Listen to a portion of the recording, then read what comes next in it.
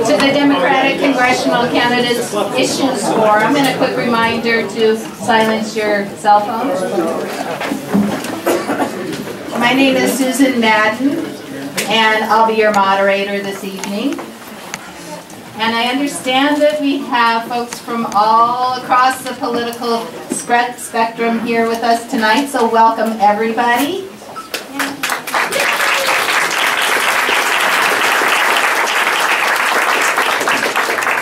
And thank you to everyone for taking the time this evening to participate in this forum and to inform yourselves so that when it comes time to vote, you know who you're voting for.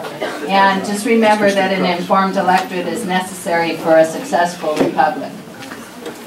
I also want to thank the Democratic clubs of Course Gold and Oakhurst for sponsoring this event, as well as the other local clubs who have contributed to making it a success. And I'm just so happy there's so many of you out here this evening. And finally, a really huge thank you to the candidates. They're all so capable, and I'm just so impressed with all of them. And I know how difficult it is to, I'm sure you all want to be in your beds this evening. So thank you for all that you sacrificed to make this happen.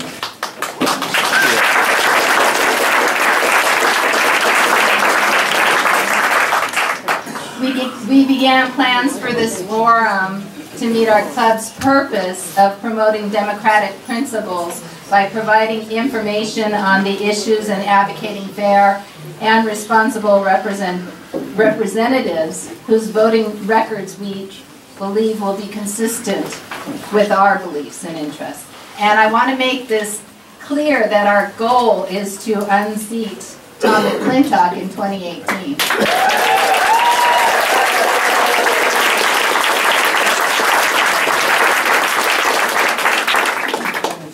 I want to go over the format for this evening. So our club members will be introducing the candidates, and each will have 8 minutes to kind of let us know how they stand on some of the issues that are of importance to them.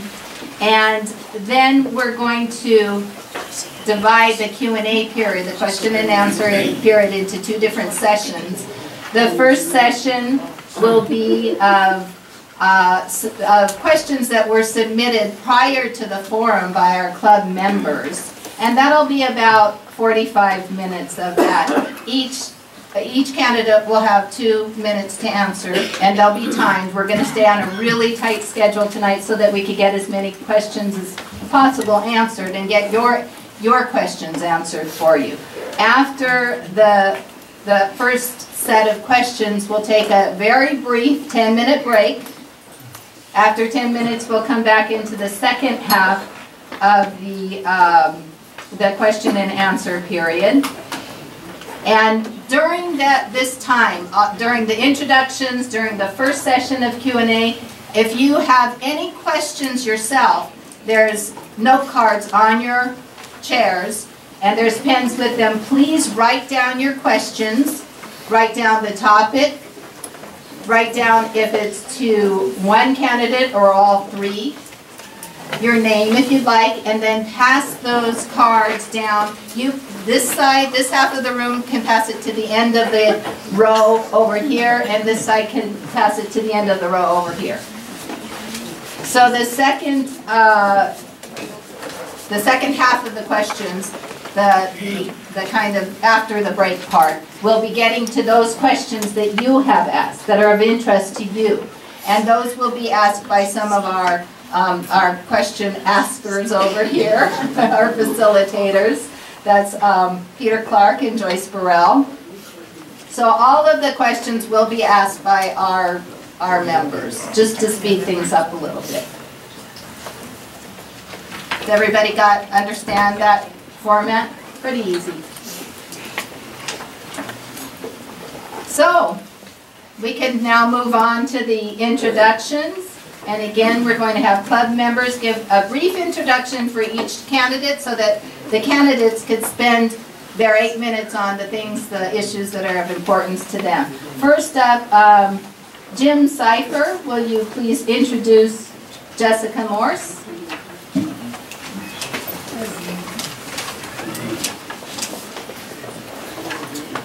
Good evening. It's an honor to introduce candidate Jessica Morris.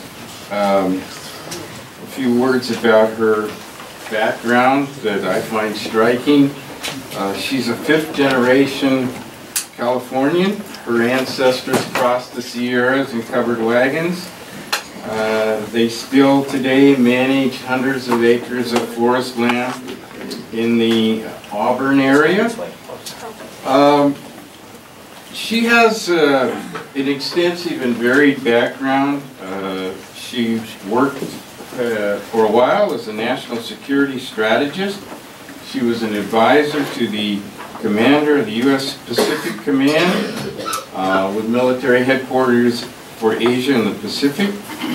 She worked on strengthening U.S.-India defense relationships, but also on matters relating to renewable energy and the counter-terrorist threat in South Asia.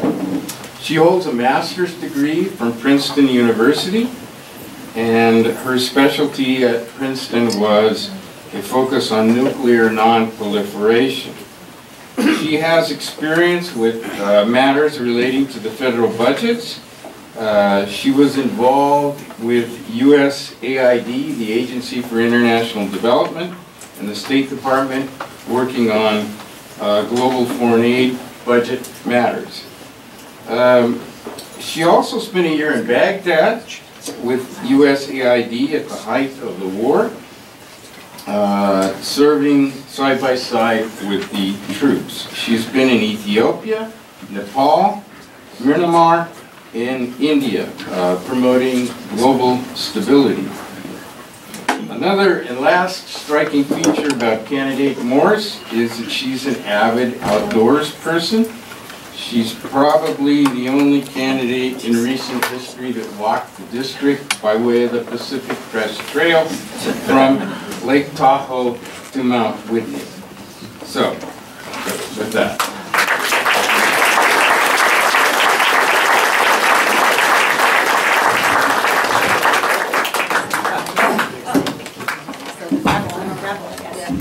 Thank you so much. What a lovely introduction, and it's so kind. Thank you all for coming out tonight. What an amazing crowd and crew, and thank you to all of the Democratic clubs and organizations in Oakhurst Area for Peace for organizing this lovely event. It is really an honor to be here. My family actually always used to do a 2-week camping trip every year for a week in Yosemite since I was 2 years old. So I actually learned to ride my bike in the park, and I love coming to Oakhurst because it just feels like home.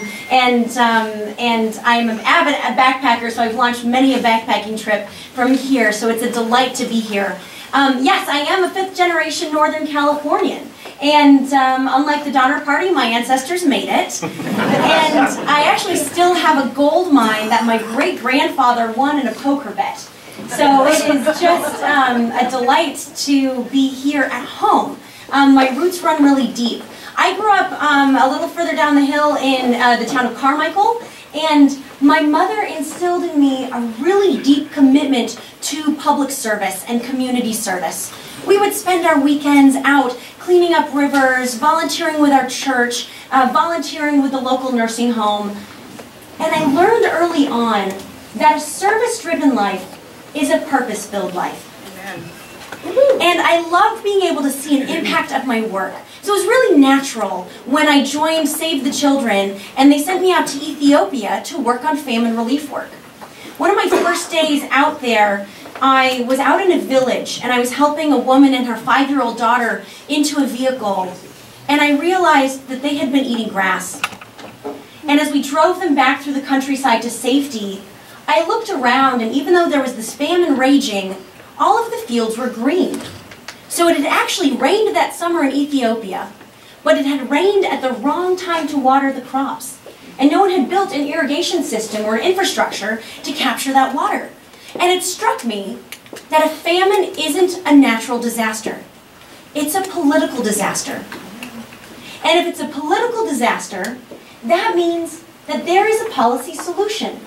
We understand this here with forest fires. bad policy and people that know what to do but don't have the resources to execute it that have led us to this point where it's really dangerous.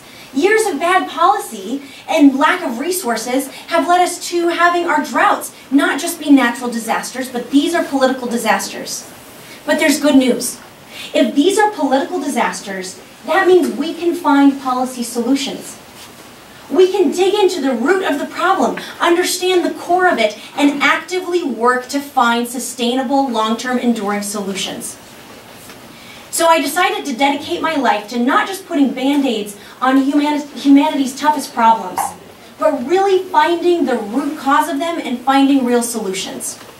So I joined the U.S. Agency for International Development, and they did. They took one look at me and they said, "Jessica, we think you should go to Baghdad." And this was around 2005. I was 23 years old. So I called my mom up and I said, "Hey Mom, don't worry, I'm going to Iraq. This is for your own spiritual growth." She did not laugh. And so I didn't realize what I was getting into. You know, I get on this airplane and we do a corkscrew landing into the Baghdad airport where I'm getting actual G-force on me. And as we land, I have a little song going in the back of my head, flying me to the danger zone. And I step off the plane and I look around and the song comes to a screeching halt in my head.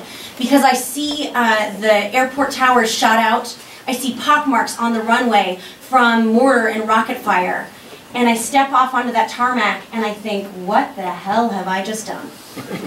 And I spent a year and a half in Baghdad, and every day we had rockets and mortars coming in, and every day I was standing side by side with our troops trying to figure out how to get them home. And one day I walked into our office and one of my Marine buddies was hunched over his computer and he was weeping. And I said, "Oh my God, what's wrong? Who's died?" And he said, "My wife is at home having our first child, and the video feed just went out." And I think it is critical that our members of Congress who decide whether or not our troops go to war, that they understand the sacrifice that they are asking of our troops. They understand that not just in terms of their safety, but in terms of the sacrifice that their families and communities that are being left behind. My career took me all over the world, and I dedicated my life to trying to ensure global stability so that our troops could sleep at home. And when I joined U.S. Pacific Command as the advisor to the Admiral out there, he said to me, he said, "Jessica, our troops are doing double time in the Indian Ocean, and it's time for India to step up so that our Navy can come home. And then we don't have to have as strong a presence in South Asia, but India isn't willing to work with us." And so I said, let me figure this out. So I went out to India and I discovered that it was really political reasons from a few elected officials in India that was causing them not to come to the table and partner with us. And so I thought, how do we give them a political win? So I came up with a strategy where we used renewable energy technology transfer that would give India job creation, access to energy, and a solution to an environmental problem that they were having on the ground. 3 things that might sound kind of familiar for us out here. And turn that into a carrot to get them to the table. So I stood up in front of a room of 40 admirals and generals. I was the only woman in the room and the youngest by 20 years, which is pretty typical of my entire career, let's be honest, and makes me very well prepared for Congress. And I said to these guys, I pitched this strategy of using this renewable energy technology transfer, and I talked to these guys about plants, biofuels, and they loved it because it made strategic sense, because it was a real solution. And I think that's something we're also missing in Congress. We need people who can look outside the box, who are willing to be intellectually curious, investigate, understand the root of an issue, and even when different groups seem that they are not able to come together, find a way to find a sustainable solution to bring them together. We need real problem solvers in Congress, and that is who I am at my very core. Yeah. One of the most important lessons I learned throughout my career was actually right when I came home from Iraq. I came home right at the beginning of the surge, and I had a couple cousins who were, I was chatting with them, and these are cousins who watch different cable news channels, if you get my drift. And one of them was talking about WMDs and who lied about them. And the other was talking about the Saddam Hussein trial and the newfound freedom of the Iraqi people. no one was talking about what we were seeing on the ground, which was the rise of an insurgency that would later morph into ISIS, and America needed to be paying attention. I turned to my cousins and I said, trying to describe a rock through a red lens or a blue lens is like trying to describe a rainbow using two colors. If you can't see the whole picture, you can't see the problem. And if you can't see the problem, you can't solve the problem. So today, as we have two sides dug in on the left or the right, I am here saying we need to stand together as a community. We need to not go left or right, but move forward. And so I am launching something I am calling the new Morse code, which is a commitment to solving the real challenges of our community and taking a stance for everyone. Thank you.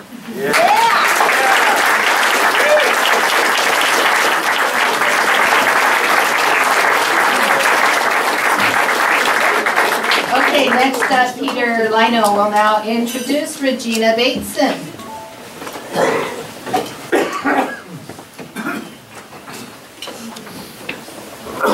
And good evening. It's a pleasure to be able to introduce Regina. She has been a native of CD4, unlike our current congressional staffer. Her family has called Roseville home going back to 1984. Regina grew up playing in Waidu Park, attending public schools, and working her way through numerous part-time jobs that give her a good basis to go to Congress. The one I was most impressed with was the ability to be a softball umpire. There's going to be an opening for those skills going forward. Regina was class valedictorian at Glacier High School and went on to get her bachelor's from Stanford University, then going on for master's and PhD from Yale. She studied abroad in South America and became fluent in Spanish during that experience. After September 11th, Regina became a Foreign Service officer for the U.S. Department of State and studied terrorist travel and border security in Washington, D.C., and served as vice counsel for the U.S. Embassy in Guatemala. Regina issued and denied visas during her time at the State Department, investigated visa fraud, and assisted U.S. citizens in distress while they were abroad. If elected, Regina would be the only foreign counsel officer to be serving in Congress and bring those experiences to the decision-making there.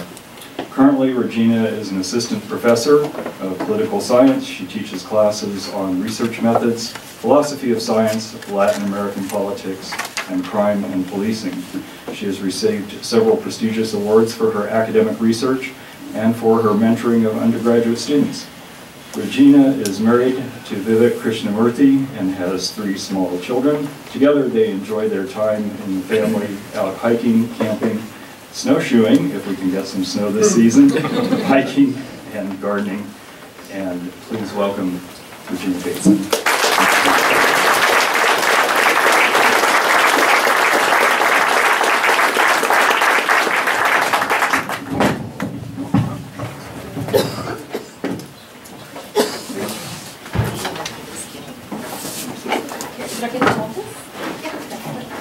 All right.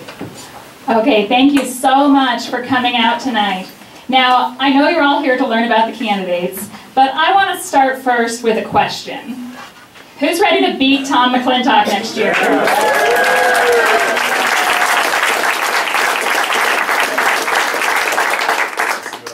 Now, you know, Tom McClintock lives way outside our district in Elk Grove. That's both far from here and far from the boundaries of our own district.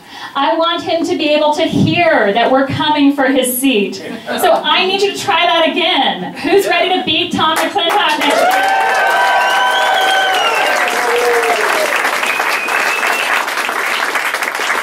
All right, that's more like it. Now, my name is Regina Bateson, and I'm from Roseville, way up in the northern end of our district. Of course, I've always loved hiking and camping throughout our district, but the 4th District is special to me for other reasons too, because it's my home. This is where I grew up. And our community taught me some really important values and lessons that I've carried with me the rest of my life and the rest of my career. In particular, the value of hard work. As was just mentioned, I've worked a ton of different jobs in my time. I did softball umpiring to get started, so I know how to call those balls and strikes and occasionally throw people out of games when they misbehave. I've done a ton of food service when I was in high school and in college. You know, I've done everything from ice cream scooping to making sandwiches, toasting bagels. I even sold clothes. So it's a little far for you guys, but if you ever went through I-80 for some reason back in the 90s and you got hungry in Roseville, you pulled off the freeway, there's a pretty good chance I might have served you at some point. But in all seriousness, our community also taught me the power of education. Neither of my two grandmothers graduated from high school, but because of our excellent public education system and our fantastic teachers, I was able to go off to college. And I went to Stanford. Now, I want to tell you a story from the very first week that I was there. I had been in the high school newspaper back in high school here in our district, and I thought maybe I should join the school paper at Stanford as well. So I heard there was a meeting. Now, the campus is really big, and it was very dark, and I was lost. But I saw a crowd of people walking along, and it looked like they knew where they were going. So I followed them. We walked into a room about the size of this one, and the first thing I saw was that everybody there was twice as tall as me. And that was because we had accidentally walked into a meeting for the crew team. Now, not that many people do rowing here. I certainly had never done it before. But it turns out that in rowing, being tall gives you a big advantage. And I'm not tall, I'm pretty short. But I liked what I heard, because the coaches were telling everybody in the room that they were recruiting new members for the team. Anybody who wanted to could walk onto the team. The only conditions were that you had to be willing to come back day after day and do these grueling workouts at 5 in the morning, run up and down the stairs of the stadium, go rowing in the freezing cold San Francisco Bay. And I said, game on. I said, that sounds fantastic. Because you can't tell by looking at me now, but I actually have a genetic bone disease. And that meant that when I was a kid, I couldn't do a lot of the contact sports that other kids can do. I mean, Roseville, that's pure suburbia. Every kid there plays soccer, except me. I never dreamed that I could have been a Division I varsity athlete in college. So when the opportunity presented itself, I seized it. I've always been the kind of person who says, the bigger the challenge, the better. And that is an important part of my character that I bring to this race now. Now, when I think about character, I also think about my grandfather. He and I were very close. We were actually born on the very same day, July 19th. And he again showed me the power of hard work, that we can build the lives we want to lead, and we can build the kind of society we want to live in. He was the son of an immigrant carpenter, but he worked his way through school and he became an engineer. And then the Great Depression knocked him down. He had to rebuild his life from scratch, and he did it by coming out to California, a place where the future has always been bright, where there's social mobility, where the barriers that exist in other parts of our country haven't existed here. He came and actually lived with my grandmother for a period of time in migrant worker housing in an orange grove. But they were able to do it, and to get new jobs, and to put our family on the path toward living the American dream again. My grandfather also gave me this amazing perspective on history.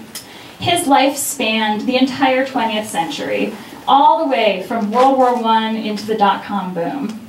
And he always taught me that when we're at a pivotal moment in our history, we all have an obligation to stand up, to make our voices heard, to make the difference that we can make. And that's why I'm running for Congress now today.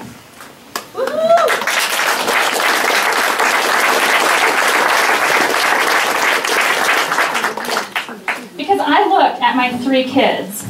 They're all boys. And I see that they don't have the role models they deserve. You know, everybody's got their memories from election night 2016. But I spent election night holding 2 of my kids, who were twins, who were very young at the time. And I looked at them and I said, I can't have them growing up in a world where bullying is the norm. I have to do something about this. I've looked at our community, and I see that our community doesn't have the leadership we deserve either. We deserve better, and we can get there in 2018. A lot of people are thinking the same thing. In fact, it was one of my high school teachers from back in the day who convinced me to run. I was looking to get involved in the race, to make a difference, maybe even to recruit a candidate, but he wrote me a letter, and he said, no, Gina, you're from here, you've got the local roots and the knowledge, you understand the needs of people here, but you've also got the national experience and the international experience and the credentials to be an effective advocate. You should actually do this and run. Now, of course I said no, because being a candidate is a huge undertaking and really taxing. But then I went to a Tom McClintock town hall meeting. And I'll tell you, that's enough to push anyone over the edge. So I left, made a website the very same day, and thousands of people saw it in that very first day. People I didn't even know were writing positive comments, pledging to make contributions. It was an overwhelming response. And ever since then, we have been off and running. I'm really proud to say that our campaign has more than 400 volunteers at this point. We actually crossed the 400 mark today. We're up to 402. We're building out the kind of grassroots network that we need to be successful. We're drawing hundreds of people to events. 250 people just came out to our holiday party on Sunday, for example, and a good number of them were Republicans. It was amazing to see them recognizing each other across the room and realizing that they'd all come together and they all have the same concerns. Because whether we're Republicans or Democrats, we have some basic needs, and I'm committed to fighting for those practical needs of our district. Affordable health care, excellent public schools, a clean, safe, healthy environment for us to live in, and good paying jobs and a strong local economy. So I hope you'll join my campaign. I'm Regina Bateson. Thank you.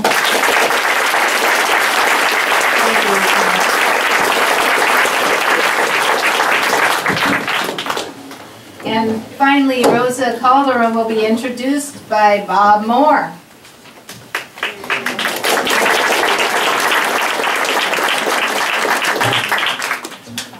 Let's see,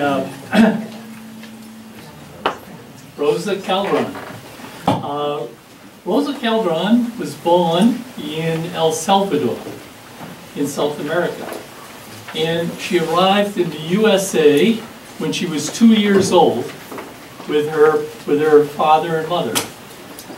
As a refugee at the age of 2, she was raised in Lincoln, California, and has lived in the Congressional District 4 while raising her family there. She attended Humboldt State University, majoring in geoscience, which is the study of geography, geospatial science, and material science, natural science. This is important to human environment. And Rosa also has extensive computer skills, having worked with many computer programming languages. She is very active in Placer County politics and stresses the need to educate women in work fields to enable them to gain equality in the workplace. One example of this endeavor is running Lab 40, a nonprofit dedicated to teach new skills to women over 40 years old. With that, she can tell her story.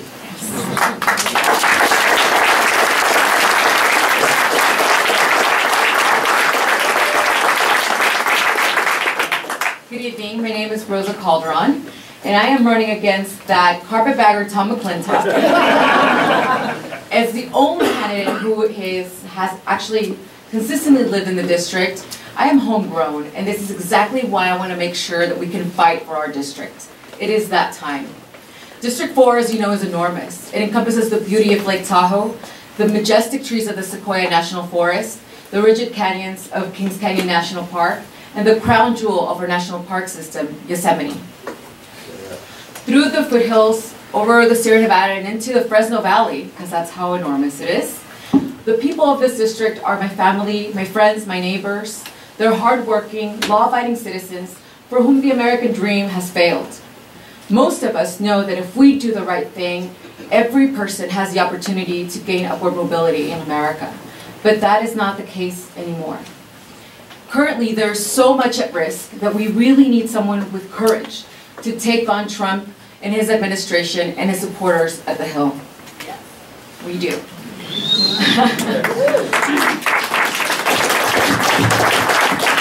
I'm going to grab this because I feel like it's a little far away from me. But I know that we can do this. There is a lot of energy in this district, and I have been extremely active in this area. A lot of the national attention that we saw that came from that February town hall, that protest was led by me. I have been an activist since I was in high school, wearing my Not My President shirt with W on it. And through the Occupy movements and now into the indivisible movements. And what I want to make sure is that we have that same American dream that my mom really fought for. So I'll tell you a little bit more about my background. As you heard, I came to the United States as a refugee at the age of 2. At that time, my country of El Salvador was ravaged by a civil war where the press was silenced, and anyone who spoke out against the injustices they were risking their lives. And that's exactly what my mother did. After the government tried to assassinate her, she knew that the only hope that she had was to bring her 2 daughters to the United States.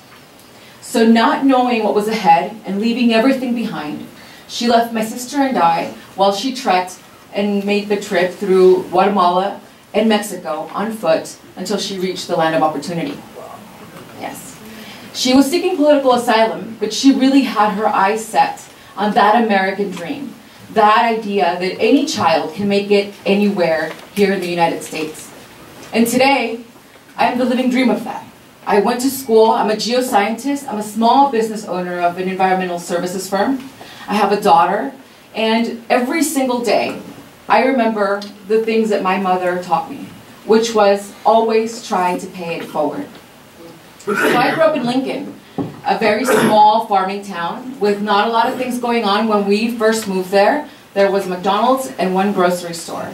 And that's it. I grew up as a proud fighting zebra, because that was our mascot in high school. So you know how vicious we were. And then, you know, in that small town, not a lot of opportunities were presented. So many of us just joined the workforce. And that's exactly what I did. I entered the workforce at the peak of the construction boom, the housing boom, and I quickly rose up the ladder. By the time I was 21, I was the operations manager of a big development company. And like many people in the United States, I had a false sense of security until that recession hit. When the recession hit, my company downsized exponentially overnight. And then it was my turn. And I'm not going to lie and tell you that it was easy. It was extremely hard. You know, one of the big things is the next week I got a phone call that my father had been murdered. He was a businessman in El Salvador, and he was targeted by MS-13, and I'm sure you all are familiar with that because Trump goes on and on about it now. And, you know, through all of this, while trying to make ends meet, trying to save our home, I was also trying to save my marriage. I ended as a divorced single mother of one amazing little girl who works really hard and is trying to start her own child's union for helping me with my campaign. But I had to reinvent myself. I had to pick up the pieces and figure out what I was going to do with my life. So I chose to go back to school because by this time I had a job, and as a working parent, I could probably pay for my school. So I went back and I started at the junior college level because that's what I could afford. Because I knew that if I wanted to make it, that it was going to take a lot of sacrifice for us. And so I did that. I went on to Humboldt State, and I actually rode in crew, and we were NCAA champs 3 times in a row. Yeah. I never talk about my athletic side because I'm kind of lazy now. But that's what I did. I went to Humboldt, and in under 3 years, with my daughter by my side, I was able to finish my degree in 4 specialties, and a lieu of certificates and things in data science, geography, geographic informational systems, natural science, and social sciences. So that is exactly what I focus on in today. But what I want to make sure is that we fight for this district. I have walked through this district. I have traveled into every single national park in California and trekked the trails with my daughter.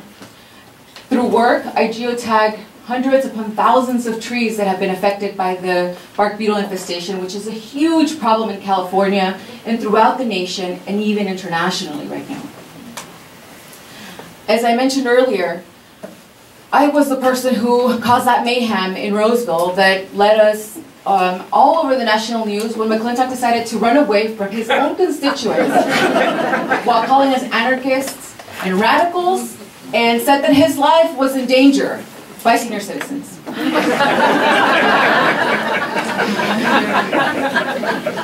I have been at his door for over 3 years, bothering him. He knows me by name. And when we actually lost the election last year, my daughter and I, who she actually is the real politician in this family, wanted to go to DC because she wanted to be there when the first woman was elected president. But as we know, on November 9th, we all woke up realizing that that was not the case and that we had Trump as president.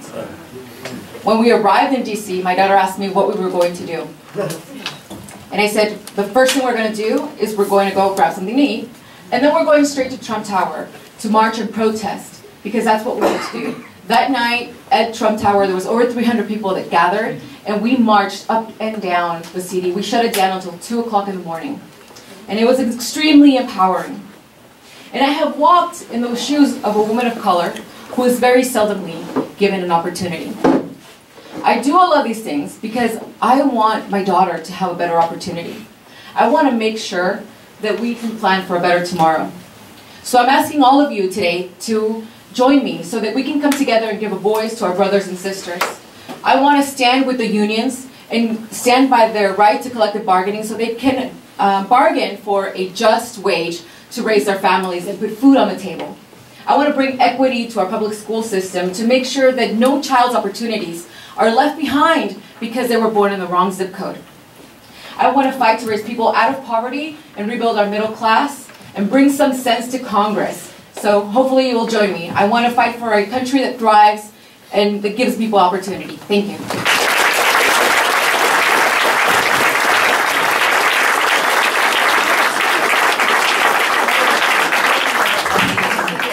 Thank you all.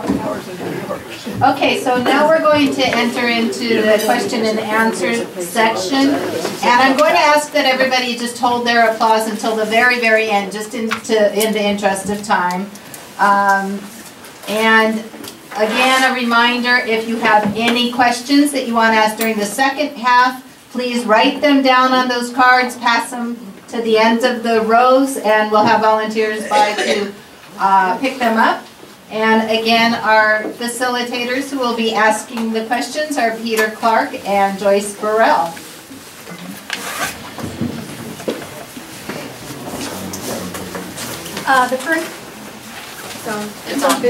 The first question I have for the candidates, and we'll start with candidate Morse, is what strategies would you employ to win against Tom McClintock in the November 2018 elections? And what would be your top priorities in undoing the damage done by the Trump administration and Representative Tom McClintock, and how would you go about doing that? So a two-part question.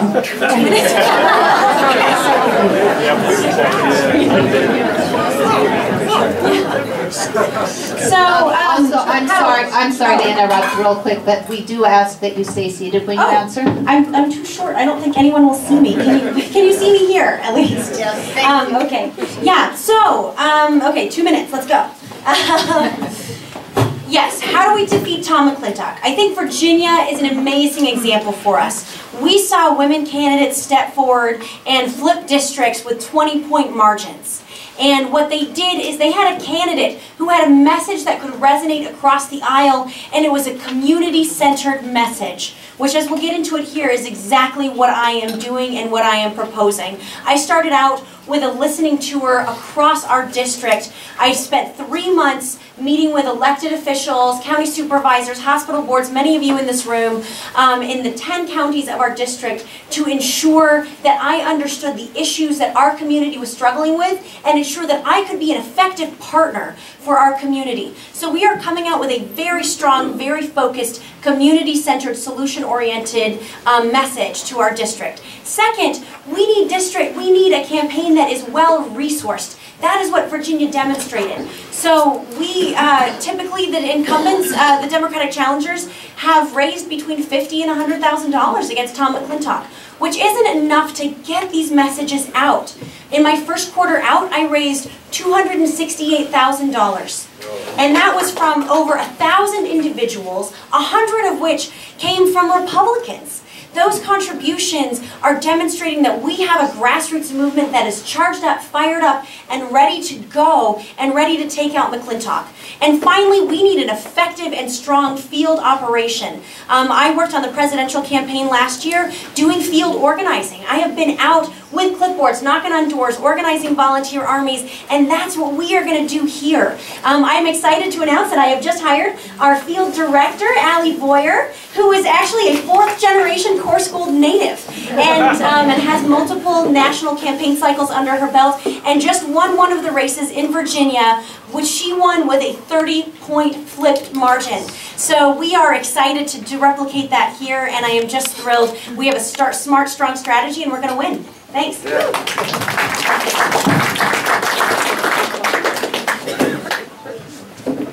And that's the same question to you. All right.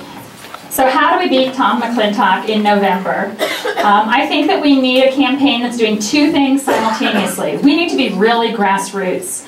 You know, Democrats have almost won the old 4th district before redistricting, which had about 70% of the same voters that we still have.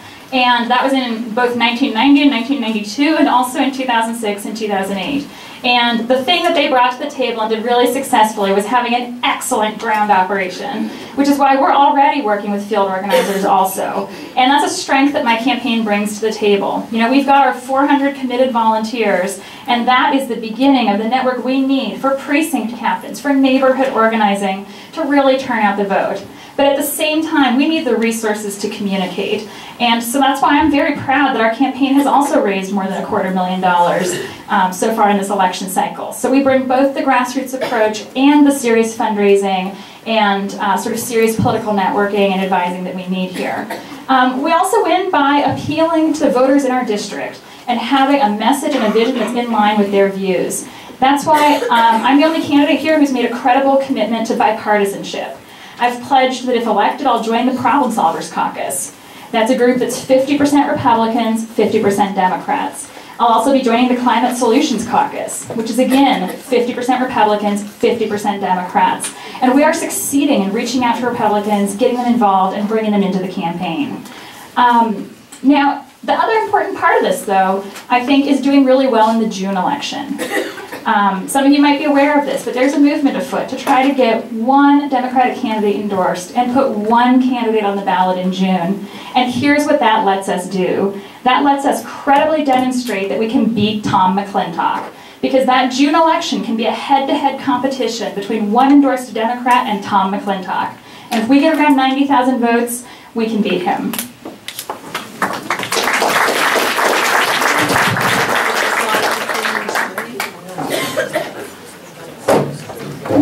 A reminder to hold your applause too. So, two-part question, how do we, our strategy, right? So the first thing that I'm doing is, I know that I represent a lot of minorities. I'm a woman, I'm a small business owner, I'm a mother, I work in the environmental industry, I've worked in oil and gas, so I know how to connect with people across many, very broad spectrum. One of the things that we're doing right now is we're working on the Get Out the Vote. We're working to go to high schools and talk to children who are going to be 18 by 2018. That's what we've kind of named the campaign as we're going. We're going to speak to Republicans, to the Green Party, even to the state of Jefferson. I want to make sure that we find some commonality with every group, no matter where they are in the political spectrum overall, period. Because we need those votes. We also need to awaken a base that hasn't been very active before, and that's the Latino vote. In this district, 12% of this district's population is Latino.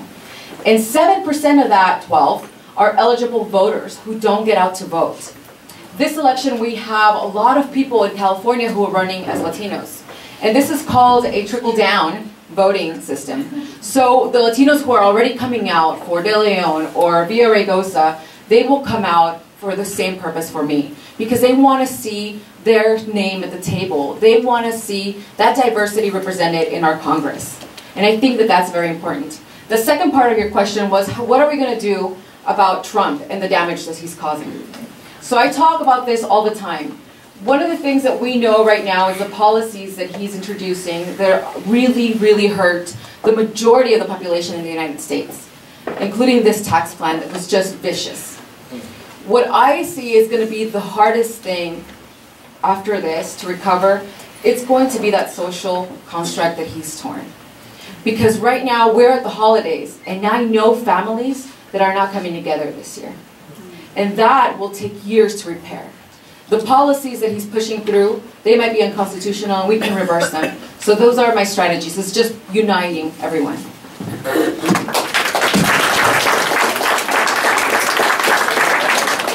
I know it's really hard to remember for me too.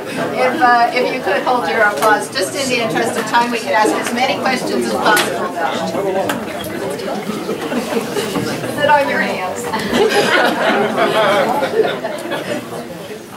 Starting this time with candidate Bateson, followed by Calderon and Morse.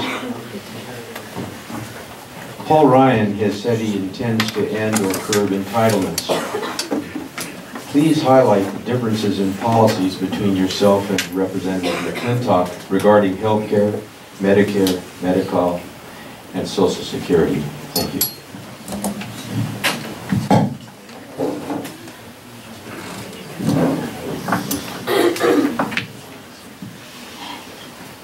So I believe that if we're a society that values hard work, we need to reward that hard work. You know, if somebody's working hard, they should be able to afford health care for themselves and for their family. If somebody's worked hard their entire life, they should be able to have a secure retirement. And that's all in jeopardy right now. I mean, we know, it's not even a secret plan. It's been overtly stated that part of the reason why the GOP is suddenly fine with running up deficits is because they're going to use that as a pretext to want to cut really important programs that are earned benefits for our seniors, that are critical programs for our young children to be able to get health care, for working families to be able to get health care. And I think that's absolutely unacceptable. My views on health care, Medicare, Medi-Cal, and Social Security could not be more different from Tom McClintock's. Tom McClintock is an extreme Tea Partier. He wants nothing more than to cut the role of government in every possible way, no matter how much that would harm his own constituents. You know, I got into this race in large part because of the battle over the ACA. The Affordable Care Act has been really important for me and my family, as it has been for this district. It cut the uninsurance rate in half in our district in just 2 years. I'm absolutely committed to fighting for it, saving it, and improving it, and using it as the basis to build out a better healthcare system, bringing down prescription drug costs and expanding coverage in the longer run. McClintock has voted to repeal it and still supports repeal without any replacement. On Medicare, we already know that if this tax plan goes through, it will force $25 billion in cuts to Medicare just next year. You know, if the Senate's version of the tax plan goes through, average families could see their premiums for healthcare rise by $2,000 a year as soon as 2019. There is a lot at stake here. I'm absolutely committed to protecting our earned benefits, Social Security and Medicare, and building out a healthcare system that's actually affordable and accessible to everyone in our country.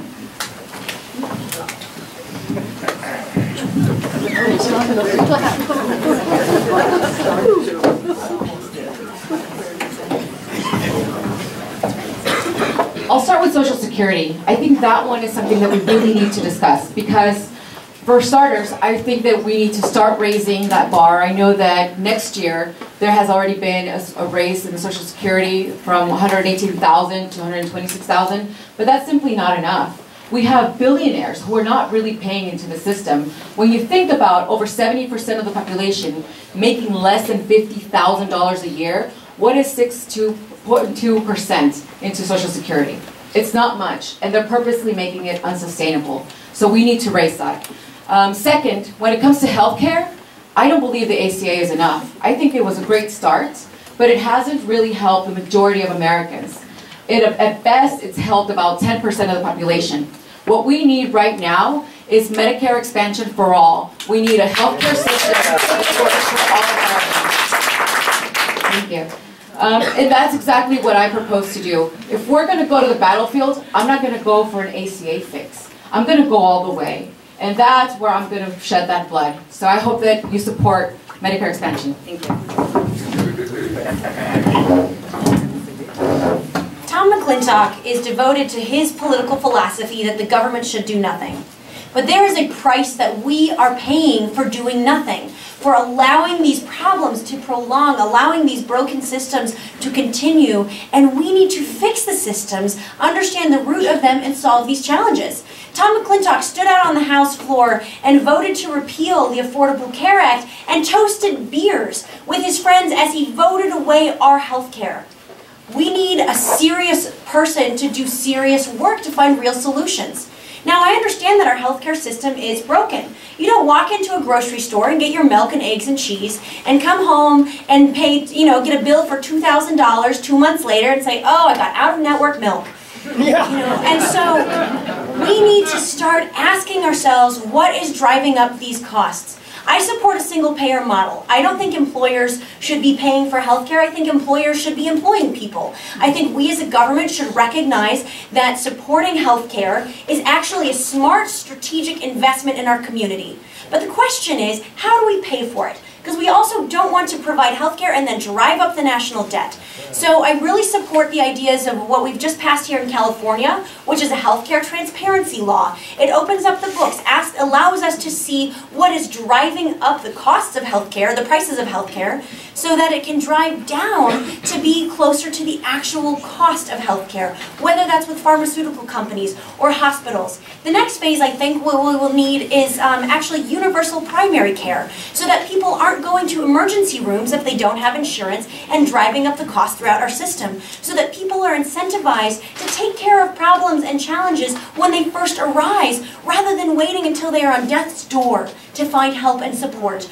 Finally, we need to be able to transition to a universal model because our rural hospitals are not going to survive under the current system. And we need people to be within an hour of healthcare, and losing the golden hour is tragic, and we need to fight for it. So I am a strong advocate for our healthcare, and we need McClintock out, and I'm going to come in and fight for us.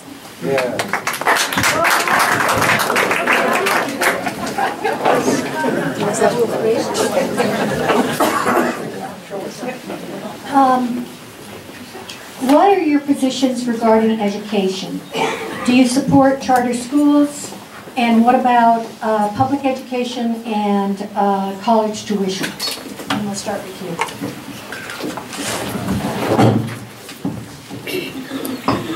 So I have a quick story, and hopefully I don't run out of time, but I have gone through the good, the bad, and the ugly when it comes to our educational system. We lived, as I told you, in a very small town, and in Lincoln, my daughter, when we first got married, we didn't have too much money. So we essentially lived on the wrong side of the tracks. I remember taking her to school one day and seeing the post that said that this is one of the lowest performing schools in this district, so you can actually start applying to go to another district. And I kept thinking, what am I going to do? Because on the way to work, there's not very many schools. Well, there was one, an amazing charter school that offered me the stars, the moon, and everything that you could offer. And I fell for the trap. I put my daughter in there. We fundraised tons of money for that school, but none of the funding was actually going to the classroom. We had a high turnover rate with the teachers, and I started asking, where is that money going? Well, I quickly found my answers when the director, the founder of the program, rolled up in his Tesla. And I started asking for the binders to see where that money really, truly was going. And that's when I became public enemy number one. So I had to get really creative. And today I live in Granite Bay, which is essentially the Beverly Hills of Placer County where I live. But I can't afford to live there because it's $900,000 is the average for a home there. So there was a trailer park that opened up from 55 and up to the general public, and when I saw one open up for $40,000, we cleared out our 401k just to get that. And so that my daughter could have the resources that the children who are born into those well-paid and very well-resourced school systems. And that's where we are today. We had to get creative. What I want to fight for is equity into our K-12 system because it's not there. And it should be here in California, starting with that. And when it comes to higher education, I support a tuition-free education for college and vocational programs because that's how we truly get America ahead.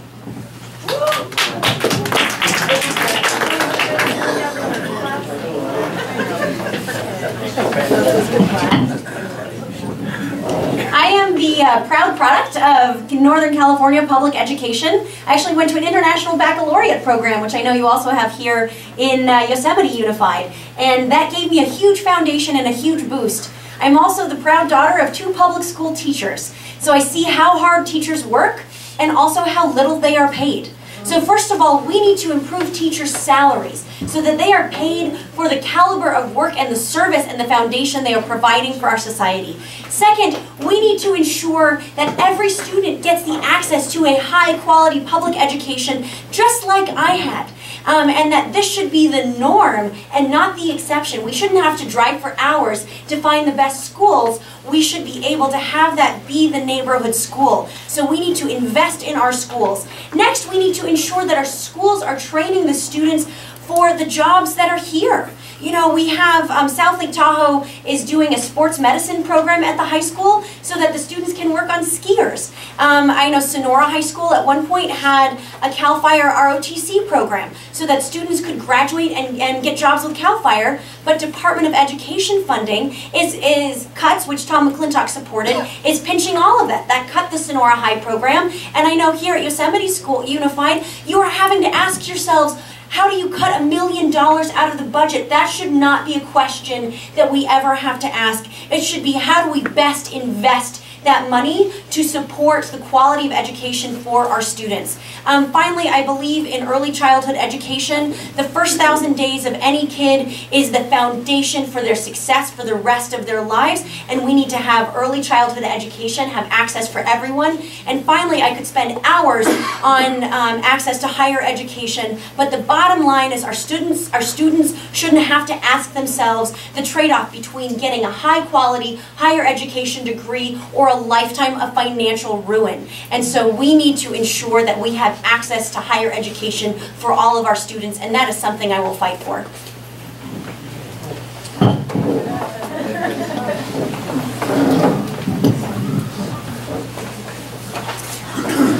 Thanks so much. So I actually have a son who's starting in a pre-kindergarten program right now in our public schools.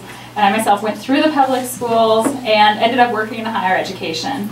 So I've got a really unique perspective on this, whether we want to talk early childhood education or all the way up to PhD programs. And I know that education is the driver of opportunity. Again, it's something that unites Republicans and Democrats here in our district. Everybody believes that somebody who works hard should be able to get ahead. And as Jessica said, not face a lifetime of debt. Everybody believes that there should be a level playing field and good opportunities for all of our students. So how do we get there? I think we need to start by acknowledging some problems here in California that start at the state level. You know, California right now ranks 41st in the country in per pupil funding. I think that's absolutely unacceptable, especially when we've got a state that includes Silicon Valley, that includes Los Angeles and Beverly Hills, and some of the wealthiest communities in our entire country. But that's not something directly in our control, right, running for federal office. So the question I ask myself is, what can we do at the federal level to make sure that school districts have the resources to keep going with those innovative programs, like the ag programs that exist near Murphy's, over in Calaveras County, for example. You know, how can we make sure that they can fund excellent teacher salaries? And here's some things we can do at the federal level. We need to fund special education. Right now, our school districts are operating under a mandate to provide special education, and the federal government's only meeting half its obligations. We can help fill those budget holes by funding special education. Again, we protect the Affordable Care Act. The Affordable Care Act is actually contributing funding to our rural public schools because they provide occupational therapy and speech therapy. They're getting reimbursements that help keep the lights on and help their infrastructure costs. You know, at the federal level, it's also really important to ensure there's access to higher education. I say we expand those programs that we know work. Pell Grants, McClintock has voted to freeze their value over time. I think we should expand Pell Grants, and we should make sure we keep the lifetime learning credit that allows people to go back to school, to access job training, and to gain new skills at any point in their life.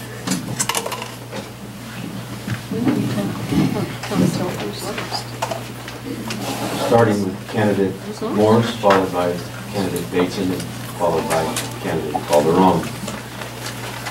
What are your reactions, objections, to the proposed Republican tax reforms and their various bizarre add-ons, such as allowing Alaska sanctuary drilling? Thank you. The tax bill is demonstrating exactly what is wrong with politics in our country. These guys are taking what they are considering a political win, and they are taking it at the cost of our country. They are taking it at the cost of our citizens. And we need to stand up, and we are standing up. You know, we have McClintock so scared that he actually voted against the tax bill after I put an op-ed in the Bee when he had his last vote. And so we have them running. Now, there's a couple things we need to understand the impact that this is going to have on our lives, and we need to be able to convey this to all of our neighbors and friends so they can understand what terrible policy this is. So, first of all, this is going to cost 4 in 10 people in our district $5,000 out of their personal budgets because they will not be able to deduct their federal taxes, their state taxes from their federal taxes. This is a hit against California. This is just vindictive in there. They took out the allowances for victims of fire and victims of earthquake and allowed in allowances for victims of hurricane and floods in here. It is specifically targeting us and California, and we need to put our foot down to not have politically motivated policy, but good fiscal policy. This is even bad fiscal policy. The Republicans who claim that they are fiscally conservative are fiscally irresponsible. They are adding over $1 trillion to our national debt with this. And they're doing things like trying to repeal the individual mandate.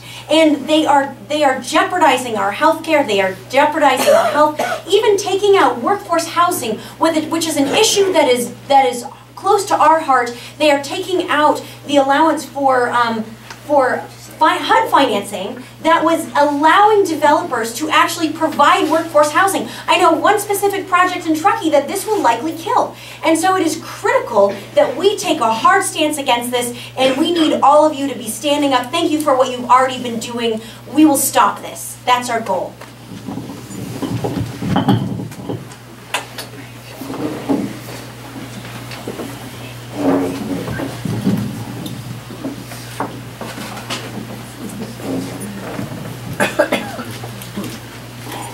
Yeah, so as was just enumerated, and as the question suggested, this tax bill is being used to try to fool you, to try to fool the American people. The Republicans are talking tax cuts, but actually, for a lot of people in our district, this would raise their taxes. And in the meanwhile, attack so many of our priorities and the programs that we hold dear. So I think that we need to be, again, very clear about how this will concretely harm people in our district. But beyond that, I'm really committed to holding McClintock accountable for his rationales here. You know, maybe people think he's going to get a pass because he voted no on the bill. I say no way. Because if you look at his rationale, he wrote an op-ed in the Sacramento Bee where he said, sure, he's going to vote no on this bill because it's killing the state income tax deduction, basically. Fair enough. But he has a proposed alternative. And his proposed alternative is equally bad as the bill that we've got right now. He supports the massive corporate tax cuts that are being proposed. And he is absolutely Pollyanna-ish in his blind faith in the good, benevolent nature of corporations. He explicitly wrote that it's invariably true that corporations will pass on higher profits in the forms of wages, better wages, and lower prices for consumers. And I can tell you don't buy that. And I don't buy it either. Because, as I said in my op-ed back to him in the Sac Bee, corporations right now already have access to capital. Access to capital for large corporations is not the problem. Interest rates are near zero. If they just needed more money to be able to go pay people more money, guess what? They can already do that. And we know from some meetings that have happened since then, when roomfuls of CEOs are asked, would you actually raise wages if you got this tax cut? They've actually said no. Not a single CEO has committed that they would do that. So I would say don't let McClintock off the hook here. He's also shown absolutely no leadership, and this illustrates why he can't even move opinion within the Republican Party. If he was really fighting for us, he would have changed this and changed the bill and prevented it from moving forward. He's not able to do that.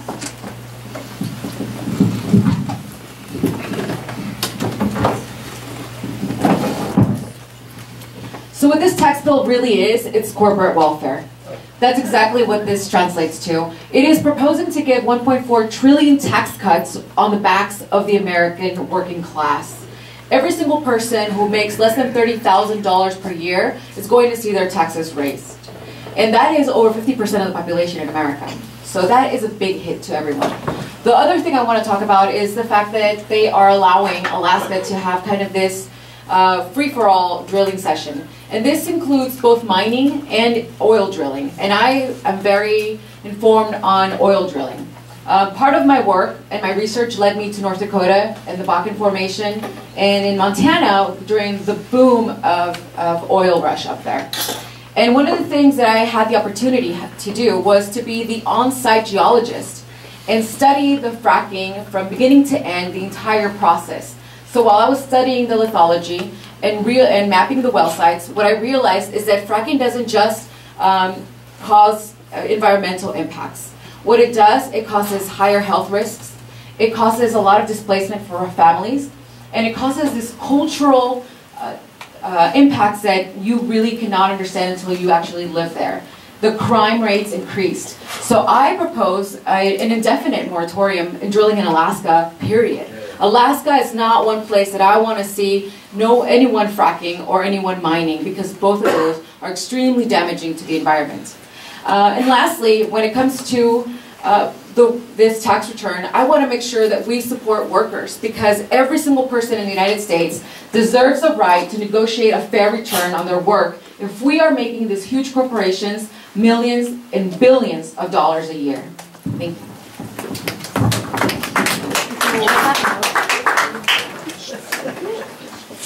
Let's talk about climate change. It's one of the most important issues facing this country and the world.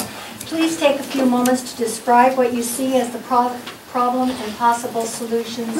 And I'll start with you, candidate Bateson, and candidate Coleman.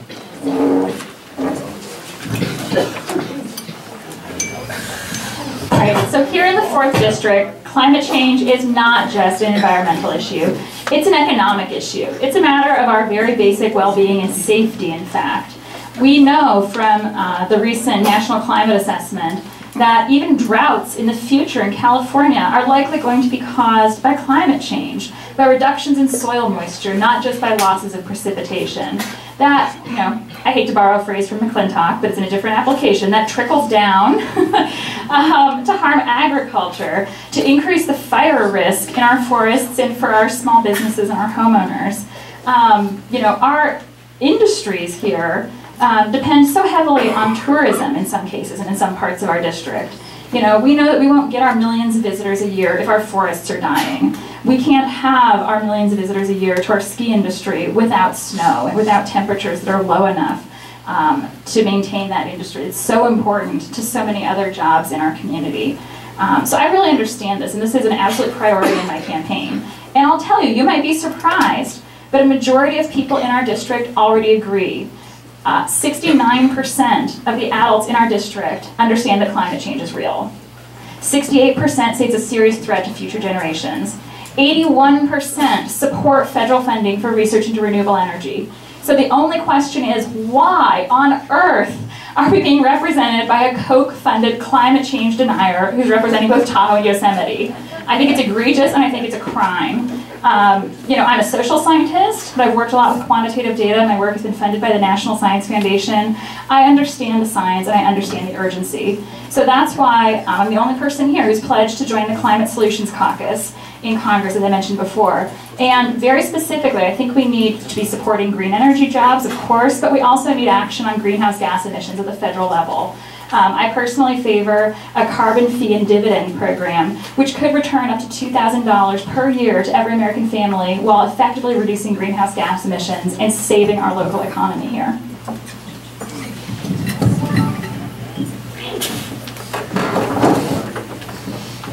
So as a geoscientist, I have analyzed and looked throughout the data, and what I have come to a conclusion is, just like every other scientist that is valid, is that this climate change that we're experiencing right now is anthropogenic. This is happening and it's human caused since the Industrial Revolution.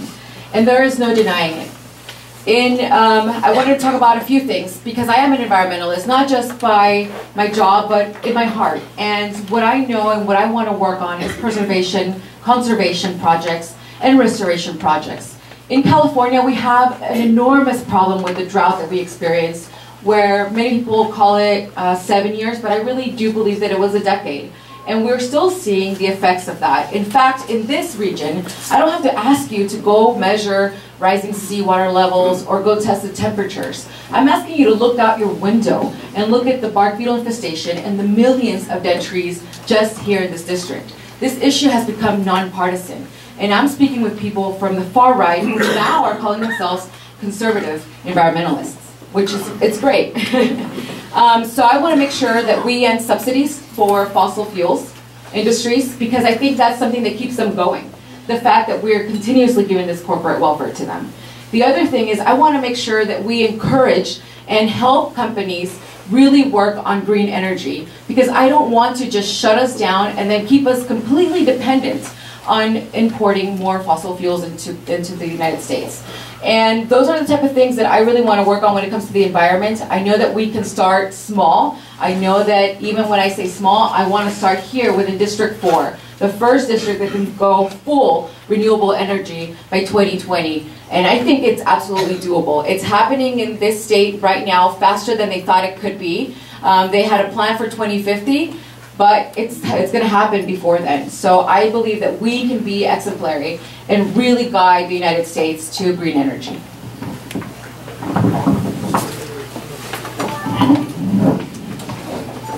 Tom McClintock tweeted out, he said, "Congratulations POTUS for pulling out of the Paris Climate Agreement. We need to support working families."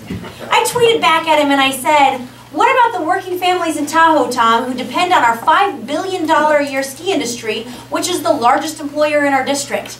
We had a 34-degree average low temperature last year. That is not enough to sustain our ski industry." The challenges of climate change, we don't need to debate whether or not climate change is real. We are feeling the impact directly and in our front yards. We are seeing the bark beetle, 120 million dead trees in the Sierras.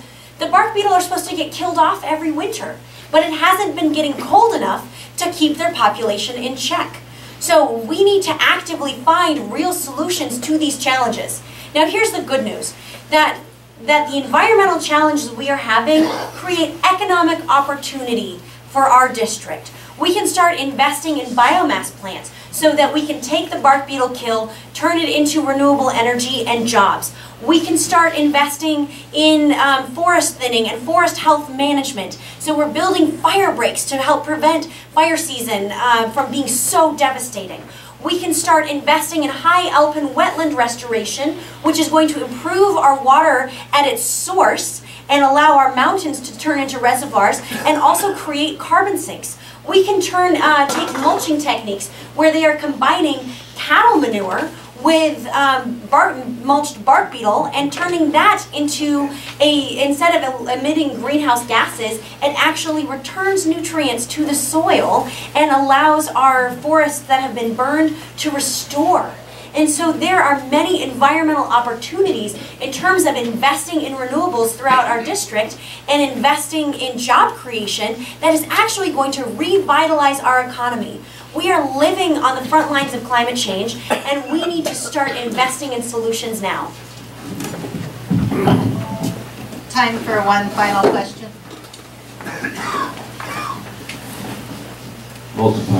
Multiple part question. Starting with candidate Bateson and following how the line Calderon and Morse. Do you support workers' rights legislation HR 15 to raise the minimum wage, to increase the ability of workers to join unions. Do you support the Workplace Democracy Act?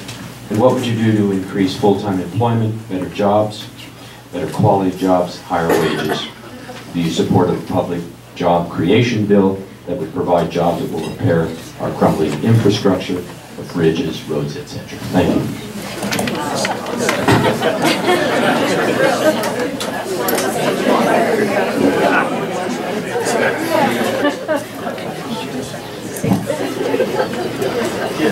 All right, so that murmuring suggests that you all understand that's a very big question and an important one. So we're going to try to summarize a little bit. Yes, I absolutely support workers' rights and completely value the dignity of work. You know, I was proudly raised in a union household. My mom is a nurse, and she was a contract negotiator for CNA. So I saw in her that model of leadership. It was because of her successful negotiating that I was able to enjoy a stable childhood and a lot of the benefits and things that I've been able to do since then.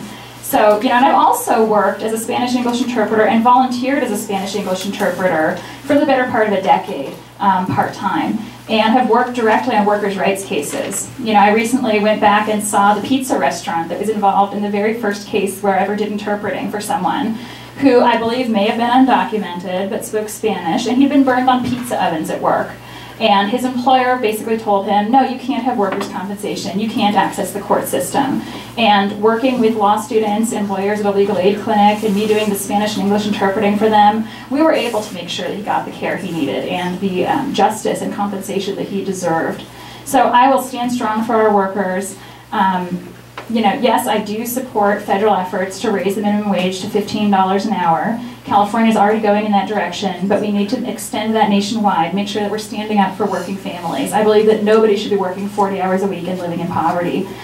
Yes, I support rights for collective bargaining, and I will stand strong against attempts to roll back the ability of unions to organize in our workplaces, because I know what it means to be union strong, and I know the important benefits that confers and the role that's played in my own life in getting me to the point that I'm at today.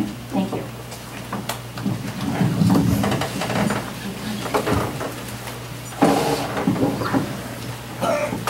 Though I've never been in a union, I am the only candidate who has stood behind picket lines, standing with our brothers and sisters to fight for their fair wages. I completely support unions. I also know that the fight for 15 started here in California in 2012. And it just passed last year. And that won't actually be implemented until 2022. So I don't think it's aggressive enough. While I support a wage for 15, if we had kept up with productivity, the minimum wage at the federal level would be $18 an hour. So I'm not fighting for 15. I'm fighting for a living wage, because that's exactly what we need to work on. Outside of that, I believe that right now, every single person should be focused and thinking about the Janus court case that's going to the Supreme Court, because that really puts unions in jeopardy to negotiate for those fair wages, because they're trying to cut us off at the knees. They're trying to allow people who are going to be represented by unions to be represented without actually paying their union dues, to not be forced to be paying the union dues. So then how are the unions going to be able to negotiate on behalf of all the workers if they don't have the resources? They won't. And what we see is a correlation between the dying middle class and the dying middle class and the dying of unions. And so I have stood with the unions. I am going to receive early endorsements from a few of the labor unions in this district. And it is because of my devotion to make sure that every single person is allowed the freedom to thrive. We need to have a country that allows people to negotiate that fair return after we make those corporations millions of dollars, when their CEOs are making over 300 times what the average worker is making. And no, there is no trickle down. That's not going to happen. Every corporation is only looking at the next quarter. They're not looking at your next 25 years or your next 50 years or your retirement. Retirement is a thing of the past. And the way that we secure wages for women and closing that wage gap is through unions. The wages for women and men are equal in unions.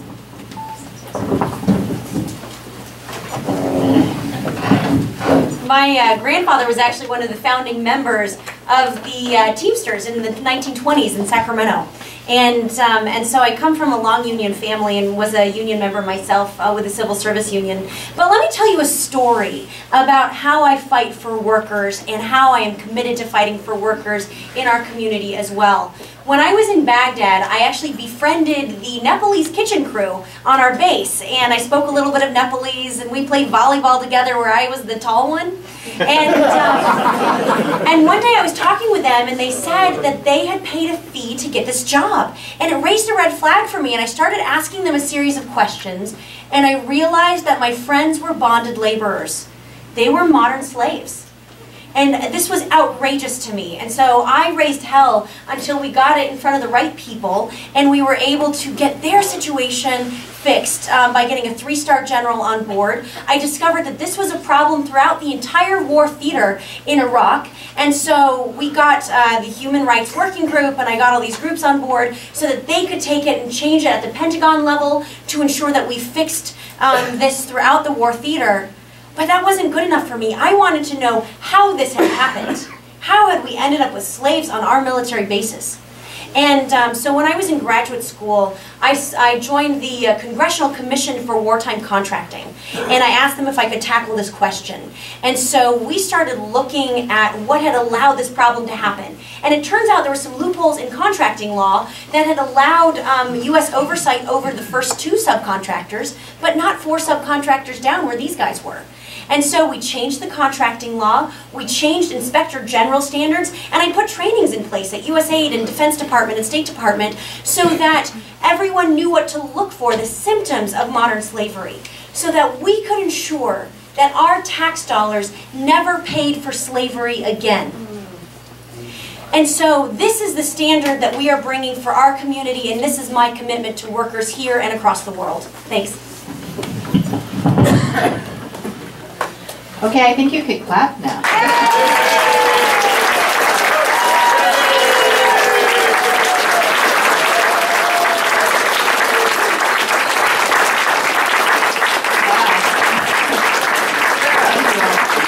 Okay, we're going to take a short 10-minute break.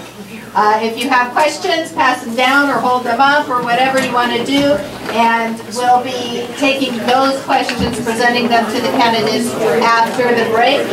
So the restrooms are out the door to your left and kind of a U-turn. Stacks of these questions over there. So know that if your question does not get asked here in this forum, the candidates will all have a list of all the questions, whether they were asked out loud here at the forum or not, and you also have their email addresses on the flyers that were sent out for this event.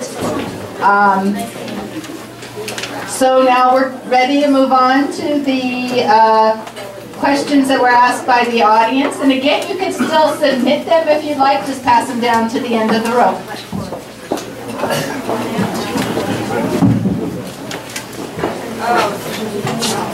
The question is on immigration in sanctuary cities and states. How do you reconcile the duty to uphold the law with the efforts by states and cities to not collaborate with federal immigration officials by declaring sanctuary states? And I'll start that with candidate Calderon.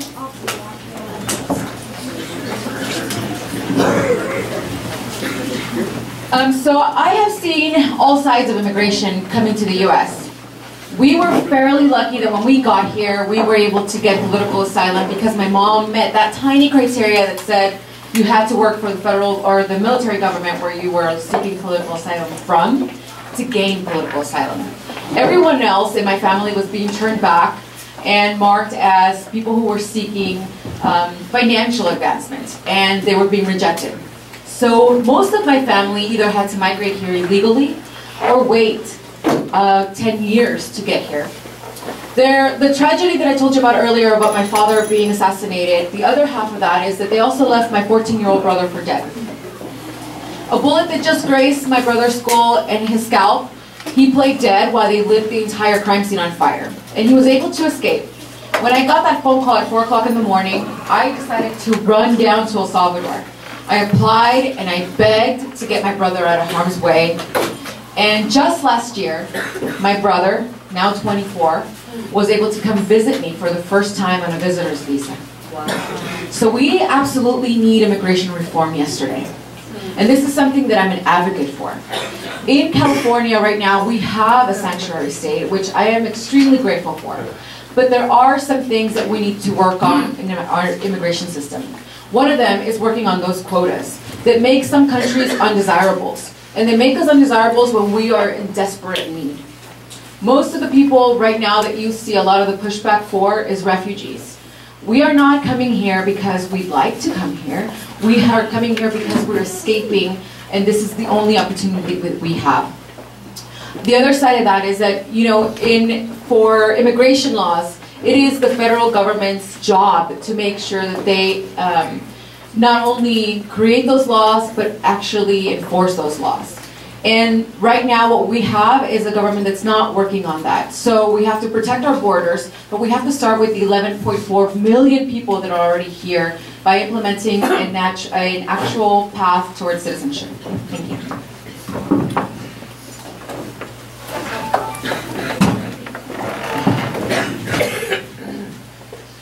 We need to really understand sort of the reality of what is happening. I went and spoke to our sheriffs and some of our law enforcement leaders in our district and asked them, how do sanctuary city laws really impact us on the ground? How does it change what you are doing in these communities? And they said it doesn't change a thing. That we were already, you know, engaging with our community. We were already only handing over people to ICE that had committed felonies. You know, that these standards were already in place and already being practiced. What sanctuary cities did is it allowed the communities to feel safe enough to continue to report to our police. You know, part of the reason that they were reaching out to these communities is because they wanted people in our communities to feel that they could reach out to our police. We don't want people living underground or living in the shadows. It allows criminal behavior to continue if your neighbors aren't reporting criminal activity. And so when I've had conservatives come up to me and say, oh my gosh, sanctuary states is going to change and allow felons to go free, I will say, actually, according to our sheriffs and our immigration lawyers, that this changes nothing on the ground. This is the practice we already had in place. It just assuages the fears of our community who were being persecuted under the rhetoric, this anti-immigrant rhetoric and the xenophobic rhetoric that is going around our country right now. So what we really need to do is tackle the xenophobia that we are having in our country. Our communities and our economies depend on immigration coming in. This is the foundation for our workforce. This expands our workforce, expands job creation. And our dreamers who are here, out of 800,000 dreamers, 40,000 of them have started small businesses and are employing Americans. So we need to change the narrative so that people can understand the reality of what is happening, and we need to support pass the citizenship and clean dream acts and all of that to ensure that we are actually countering the xenophobic rhetoric and changing attitudes.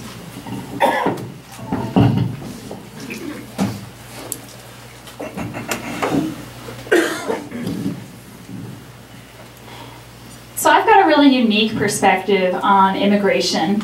I mean, if elected to Congress, I would be the only person in Congress who's ever worked in our immigration system in a first-hand way. And I think that lack of experience and lack of contact with the immigration system explains a lot of things about the problems we're facing in our country, and even the need for things like sanctuary cities and sanctuary states. You know, I always tell people the only thing worse than doing your taxes is dealing with the immigration system. And I've experienced that. So not only have I been a consular officer, the person tasked with enforcing our laws, with issuing, denying visas, seeing who meets the criteria for different kinds of visas, and seeing how unjust that can be, how sometimes it doesn't meet anyone's needs, whether it's employers here or, you know, hardworking, well-intentioned people wanting to come legally to the US. I've seen people age out when the rest of their family is applying for an immigrant visa, and suddenly one member of the family becomes too old and doesn't qualify to come anymore.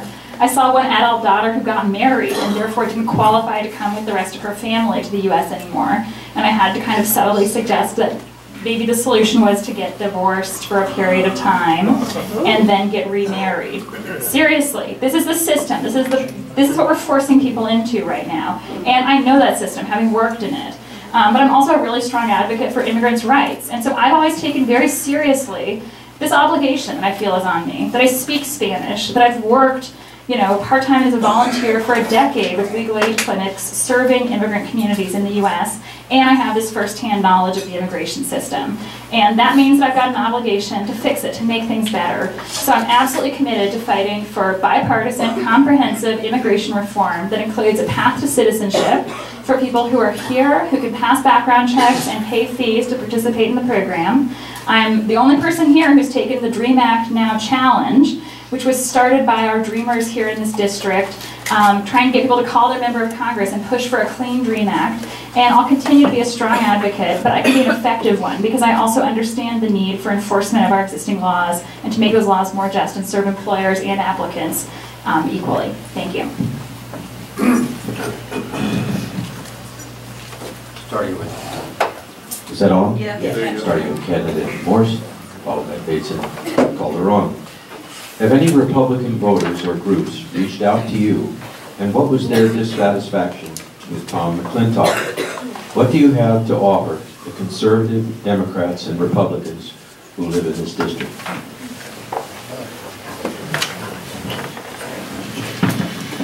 I come from a very large, very rural Republican family in this district. And I have over 100 relatives, many of whom wear their Make America Great Again hats.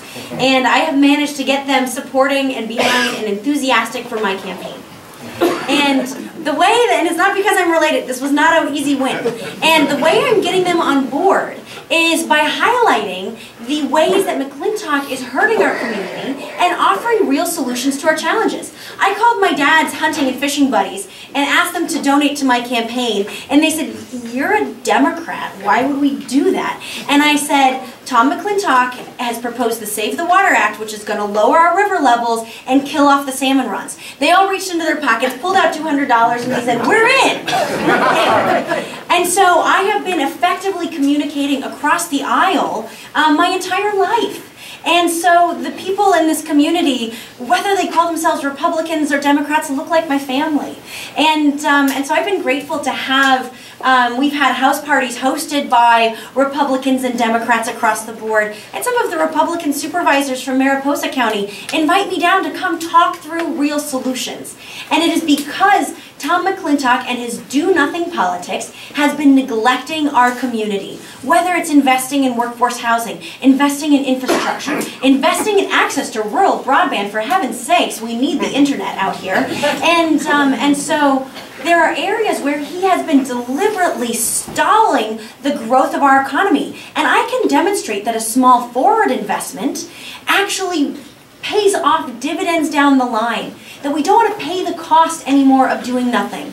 Let me give you an example that's resonating. You know, it cost $72 million to contain the Butte fire in Calaveras County. That fire took out 800 structures. And it cost $2,000 to build the fire break that saved the town of McCallamy Hill from that fire. So all of us as a community need to be coming together, whether you're a Republican or Democrat, to work towards community solutions, and that's what I'm offering. Amen.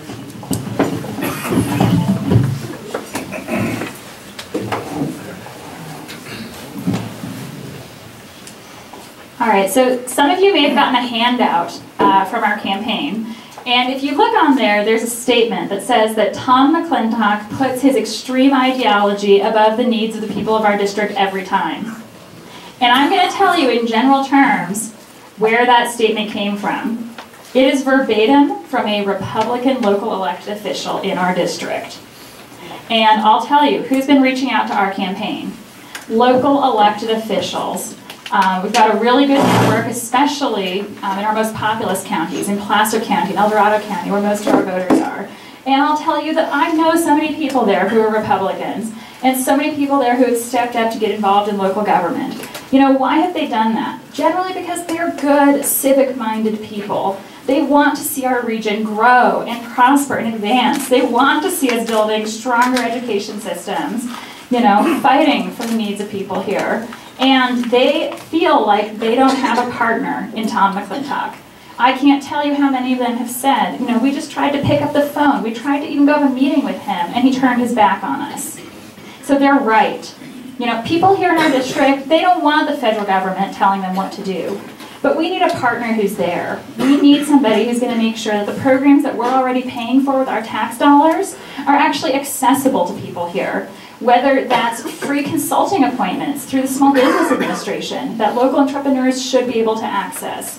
Whether that's access to Small Business Administration loans for entrepreneurs. Whether that's smart fire prevention strategies, ensuring that people can actually access fire insurance. Whether it's investments in infrastructure. Absolutely, rural broadband is critical, but our local governments are also clamoring for help with their smaller projects. So that's the message. We are also having house parties hosted by Republicans, including one in Twain Harte on Saturday night, if anybody would like to come, Saturday afternoon. And this is the message, real solutions, and also someone who's going to stand up for our values, to stand up for our communities, stand up for our families, and stand up for the country that we all love.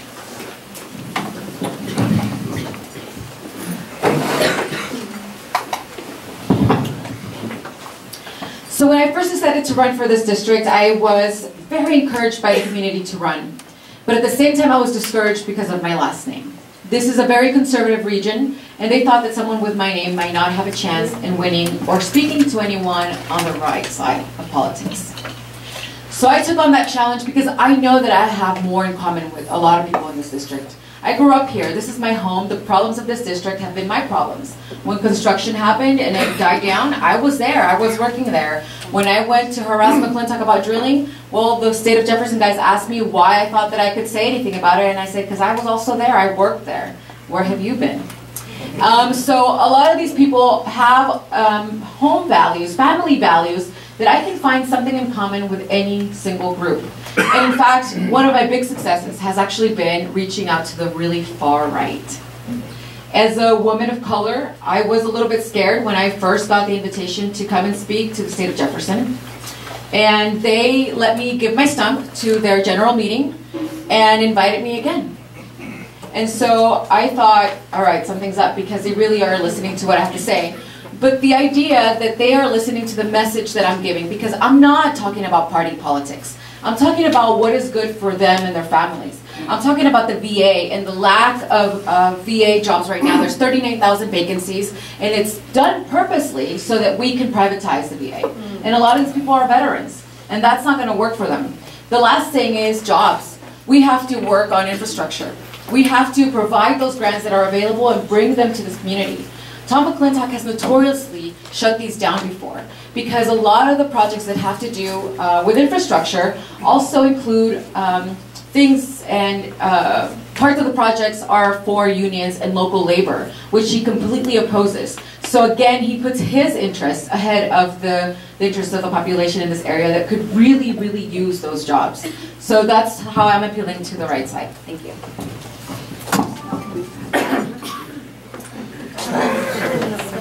What is your opinion of McClintock's proposed Emergency Forest Restoration Act? How would you plan for forest restoration differ from McClintock's? And we'll start with candidate Bateson.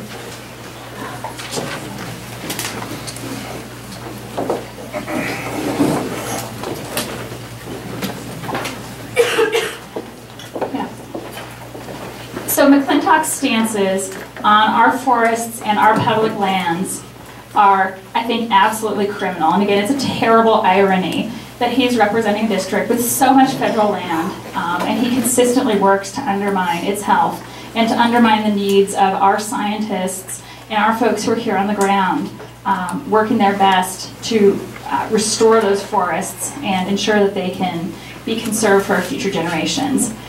One group has even named McClintock the #1 enemy of our public lands. And as I'm sure a lot of you know, he's the chair of the subcommittee on federal lands right now. So he's not just threatening our forests and threatening our public lands here. This is an attack on our public lands that's nationwide. And that's why we need to be recruiting allies from all over the country to help us get him out of Congress and get him out of that post. McClintock consistently vaguely blames environmentalists for the state of our forests, right? You've probably heard this before, that our forests are overgrown, it's somehow the fault of either Democrats or environmentalists or both, and obviously the solution is massive logging with very little environmental review. I mean, one of the bills he's been pushing would allow, potentially even as far as I read it, clear cutting on up to 10,000 to 30,000 acres at a time with almost no environmental review. I think that's flat out irresponsible. Of course, I support active forest management. Of course, I support smart thinning of our forests, starting with addressing the trees that have been killed by the bark beetles. But I think we need to do this in a way that's in line with the science and that makes sense and that actually serves our communities and the long-term health of our forests rather than private forestry companies and other special interests that he wants to bring in for their own profit. In particular, I think that the tree mortality crisis presents us with an amazing opportunity for job creation here. I mean, let's look at the situation. We've got over 100 million dead trees that are sometimes close to our houses and are increasing the fire risk.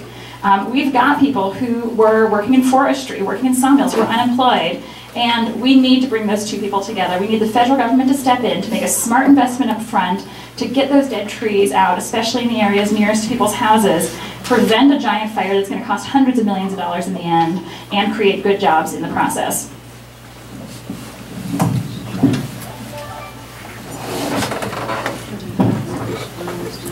So being part of the crews that go out there and geotag every single one of the dead trees and mark them for removal or mark them for treatment depending on what stage of the bark beetle infestation they're at, I know that McClintock's proposal actually wants to give this whole contract to Sierra Pacific Industries, who is one of his biggest donors, and they want to do clear cutting, plain and simple.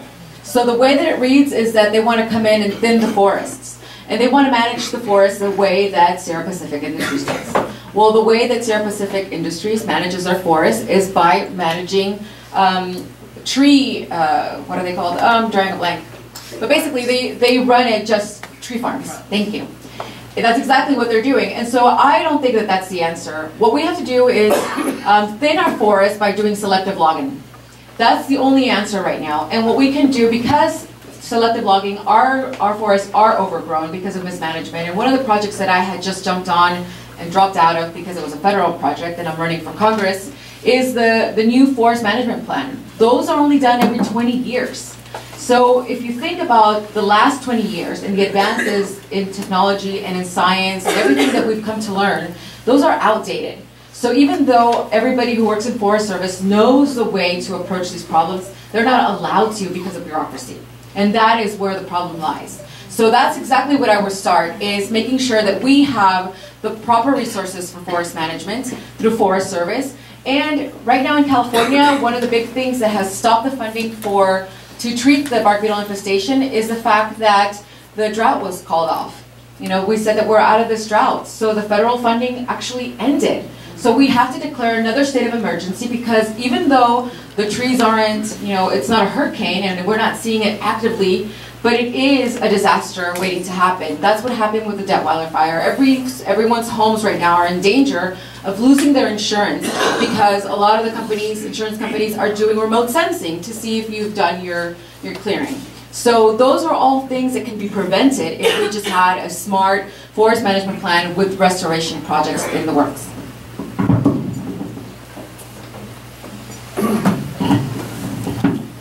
Every proposal McClintock puts forward on forest health includes clear cutting. He clearly is not learning the lessons of history. We should all remember the Comstock loan, which clear cut the old growth forest in our Sierras and eliminated the upper canopies and caused our trees to then grow back overly dense. And then on top of that, we had a century of the Smokey the Bear policy. Smokey the Bear is not our friend, which promoted fire suppression and eliminated the healthy use of low-burning, controlled forest fires in our forest as a natural thinner for our forests. And so as a result, we've had overly dense, overgrown forests that became these incredible tinderboxes and put our communities at risk. So we absolutely need to have selective logging. You know, I am so grateful that my family has maintained the 200 acres of forest land that we've had since the gold rush days up in Gold Run. And we do it by having, one of my cousins is up there and he's taken it over and he has a micro mill on the property and he selectively logs those trees. And then he uses them to build homes.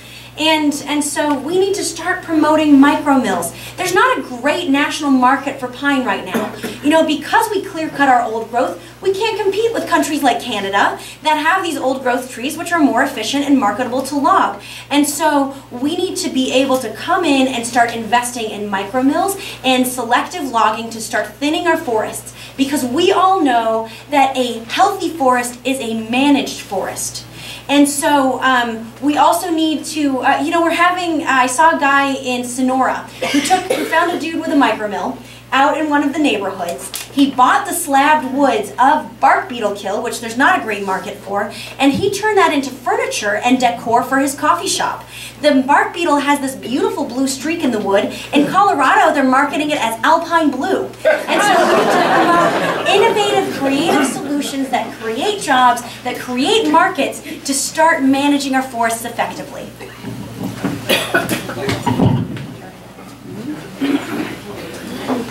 Beginning with candidate Calderon, what's your position on net neutrality? If elected, what actions will you take on this issue?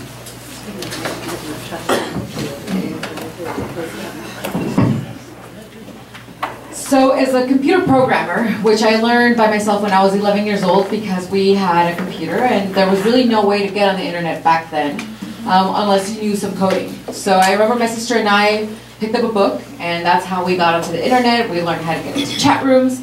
To me, the internet has always been extremely important. I'm a member of the Internet and Computer Caucus for our Democratic Party. And this year at the convention, I attended our meeting and I was shocked to only see the room with 20 people. Because of everything that has happened with the Russian intrusion, I believe that everyone should be aware of net neutrality and the dangers that we're facing with Title II right now. Algie Pai is going to be one of the people that I'm really going to have to take on when I get to Congress. And this is going to be a battle that is going to be very hard fought because he is absolutely ready to sell our data. What would happen with if we lose net neutrality is that internet companies are going to be able to not only continue monopolizing, but they're going to be able to charge you for the things that you're interested in watching. If they're collecting your data and they know exactly what you like, well, they're going to say, well, you like going to Facebook, so if you want to enter your social media accounts, you're going to have to pay an extra $20 to access these accounts. And that's exactly what they're setting themselves up to do. So we have to make sure that we defend and fight for net neutrality and Title II, and that we're writing those letters because they're moving forward with this. And the only way for us to fight this is to fight for the end of these monopolies by these communication companies. Go to Comcast, cancel your Comcast, go to Verizon, protest at Verizon, cancel your Verizon, send out letters. If they know that their profits are at risk by pushing this forward, then they will have to think about it twice. Because no one is going to continue pushing for a market that everyone's going to have to fall out of. And that's exactly what's happening in states that have, not states, but countries that have allowed net neutrality to be dismantled, is that that's exactly what they're doing. If you want to access your social media, you're going to have to pay a little bit extra. Your data is being collected and you're being targeted for specific things. And if they don't like what some of their websites have to say, then they're going to block them from you.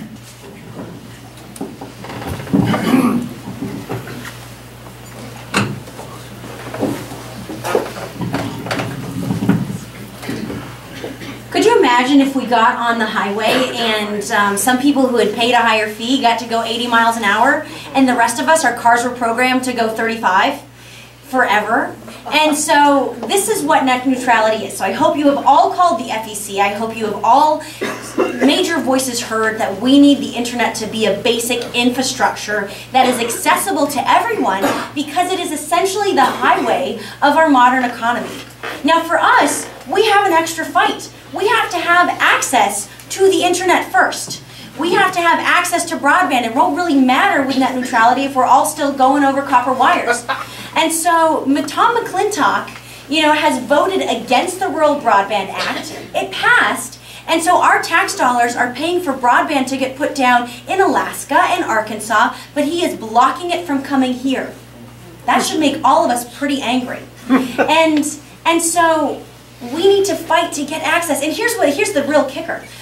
We have actually about 15, 20 years ago under Highway 80 and under 395, we had fiber optic bundles laid down under the highway that have the capacity to provide high-speed internet to most of the Sierra Nevadas. And what this means is that we are just not connected. They're called dark fibers. And so the way the Federal Communication Act is written is that it's been giving unfair precedent, and we need to actually have legislative federal reform, which is something I will actively work on for us, so that we can actually connect our internet to the internet that's already down, that we can do what's called the last mile, and make this investment to connect us to the infrastructure that is already in place and is just waiting for us to get in there. Now, the Federal Communications Act, which is where we're also seeing net neutrality have an impact, it was written for telephone use. And yet we are superimposing internet over an antiquated law. And so we need a significant reform to the entire act so that it catches up with the modern economy. And so I'm committed to fight for us to get the internet.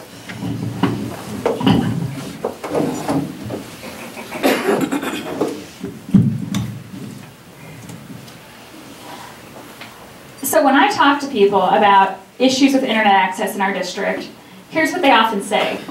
Wait a second, you're in California. This is the place of the future. And this is precisely why we need a representative who's committed to advocating for us. Because when the outside world looks at us, they think Silicon Valley. You know, they think, how could parts of California possibly not be connected to high-speed internet today? And that's a case that Tom McClintock's not making. He has never once advocated for high-speed internet here in our district. In fact, he's voted against expanding rural broadband and federal support for expanding rural broadband, not once, but twice, at least in his career. And I think this is absolutely wrong. So I'll be a strong advocate for expanding rural broadband here in our district. But that's not precisely the issue with net neutrality at the moment. You know, net neutrality as a whole, the end of net neutrality would be a whole separate set of threats to people here in our district and to our economic well-being and to our ability to access education. Because here's how it would work. You know, if you're not able to pay, or there's not a service provider in your area, you know, whose terms you agree with and is offering something agreeable to you, you might be put in the slow lane, not able to load those tutoring videos that your kid wants to watch, not able to effectively study for the SAT or the GRE, so much of which is web-based now, requires fast enough connection. Someone starting a small business here in our district could be at a huge disadvantage against big established corporations that can afford to pay for faster load speeds. We know that somebody will only look at the internet for a few seconds, right? It's even a fraction of a second. If you're sitting there and your business's site is loading, and it's loading for a customer, what are they going to do? They're going to leave. They're going to go to Amazon. They're going to go to the online website for Walmart or for something like that. So fighting for net neutrality is important because it means fighting for our small businesses in our district, and it means fighting for equal access to education and educational opportunity. That's why I'm committed to it, and I think that we need legislation in Congress. We can't trust Ajit Pai. We've seen that he is undermining our basic interests. So I will fight for legislation to guarantee that we do actually have net neutrality going forward. This is on the economy. Since the Supreme Court has ruled that corporations are to be considered as a person and have those rights and privileges to political expression and protections, why shouldn't their tax status be equally assessed at an individual rate? And I'll start with candidate Morris. Yes, I am all for corporations paying their fair share in taxes. Currently, they are taking enough deductions and putting their money overseas, so it almost doesn't matter what percentage we mark it at. If they're paying essentially zero, we need to figure out how to get that money back. But let me talk about sort of the first part of the question, which is why are corporations seen as individuals? This is really the core of all of the challenges in our country right now and in our politics. Allowing corporations to have infinite spending into super PACs is distorting the political gain. You know, we are all going to raise a ton of money against Tom McClintock, and then he's going to have a super PAC funded by the Koch brothers that has several $1 million in it, and we are going to fight it. But that is the uphill battle we are facing. And so we need significant campaign finance reform. We need to pass a constitutional amendment that will reverse Citizens United and reverse this individual status that corporations are given so that you cannot have corporate special interest dictating the needs of our community.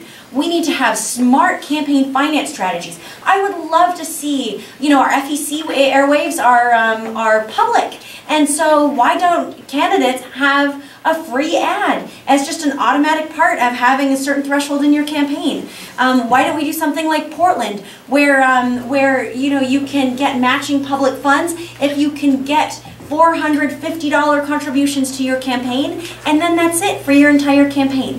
And or why don't we do something like, I've seen a nice proposal where you have people put in, you would give every citizen essentially a $50 voucher that they can spend on one campaign or 50 campaigns, divide however they would like. And that's the only funding that can go into campaign finance, which means that your campaign would have to be grassroots funded. And it means that every citizen would suddenly be invested in our politics. And so we need real reform, real change that will fundamentally shift the way our political system operates.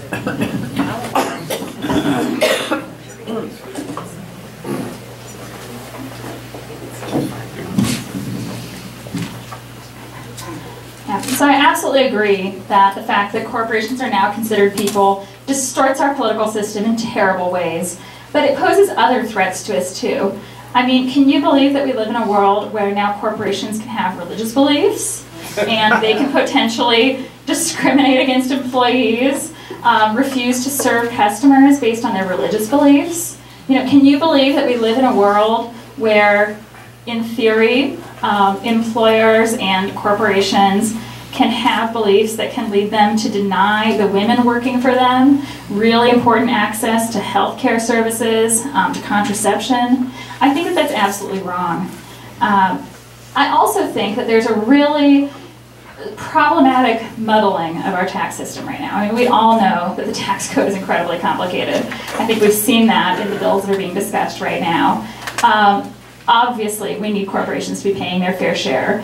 I mean, as I've already said, I'm completely opposed to the blanket tax cuts that are being proposed, because that would just put money back into the pockets of wealthy CEOs, of their investors, and we know that an extra dollar given back to a person who's already earning millions of dollars a year generally doesn't cause them to spend more. They don't go out and spend that dollar, they save it, and then they pass that wealth on to their kids and their grandkids. You know, so I think that we need to be, you know, ensuring that they're actually paying their fair share. We also, though, need to be very careful that small business owners and people who are self-employed aren't facing unfair burdens. You know, right now the self-employment tax can be crushing for someone who's just trying to get started, because all of a sudden you need to be paying both the employer and employee portion of Social Security.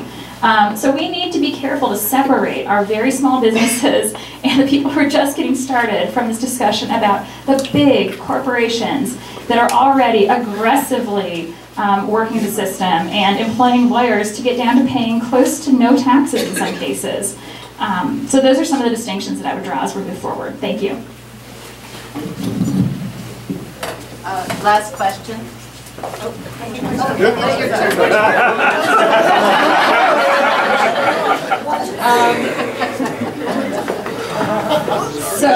I'm going to start off by saying that we must overturn Citizens United now. Allowing corporations to speak on our behalf because of their interest is destroying our democracy. We have to move to amend to make sure that corporations start paying their fair share. If we close these loopholes that have allowed these corporations to take their jobs overseas and escape a lot of the laws here, and these includes our top corporations that have just brought in so much money, billions upon billions of dollars in profits, and actually paid no taxes last year. That includes Apple and Google. So that's what we have to be aware of, is these corporations that try to play like they're our friends, they're really not our friends. If we close those loopholes alone, those corporate tax goals, we would be at a surplus. They would actually be paying more into the system than the deficit that we are currently in yearly.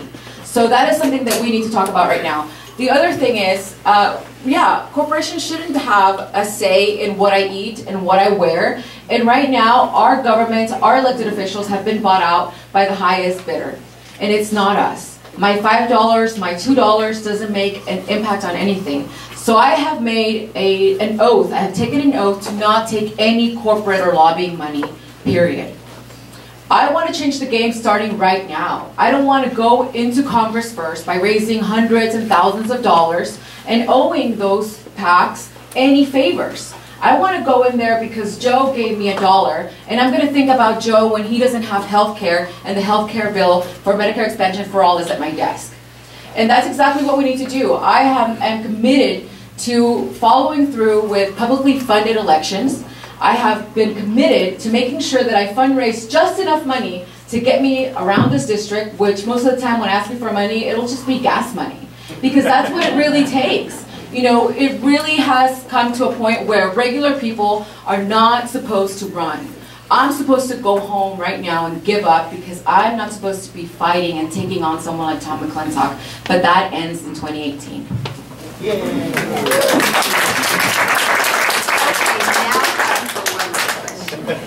Sorry.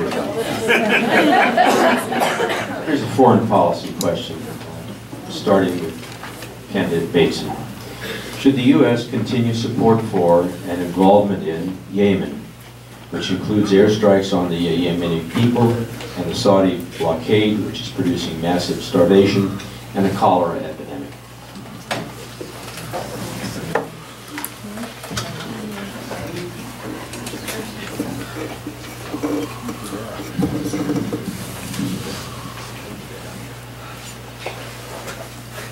So as a former diplomat, I can tell you that I've always been really committed to the idea that engagement should be the core of our foreign policy. That was actually something that goes back really far for me. That was why I was an exchange student in high school. It was why after 9/11 I actually started studying Arabic, and I took a year of Arabic. And I discovered I'm really bad at Arabic. So backed off that and went back to the Spanish-English interpreting. But in all seriousness, that's also why I took the Foreign Service exam less than a year after 9/11, at the earliest possible opportunity that I could, because I felt that the best response to that tragedy was diplomacy and engagement. So I can say that there are some really serious threats to our national security emanating from the Middle East right now. And I think that we need to be realistic about addressing those threats. But we always have to do so in a way that puts the needs of people first and that protects human rights. I've also been an advocate for both civil rights and human rights my entire adult life. Back in college, I worked on human rights trials related to the Salvadoran Civil War. One of those trials actually happened in Fresno, just down the hill, where we were able to get a judgment against the killers of Archbishop Romero in El Salvador. I've continued that commitment throughout the rest of my life, whether advocating for workers or for immigrants, even working for organizations like KIND, Kids in Need of Defense, advocating for folks who are in our immigration system right now without representation. And I know that our foreign policy is being seriously undermined at the moment. You know, something like 30% of our career ambassadors have left the Foreign Service since Trump took office. That is absolutely devastating to any of the goals that I'm laying out here, to having a foreign policy that is strong, that supports our interests and our security, but that does so primarily when possible through diplomacy. Right now we have gutted our diplomatic service, and that is something that I'm absolutely committed to reversing as your representative in Congress.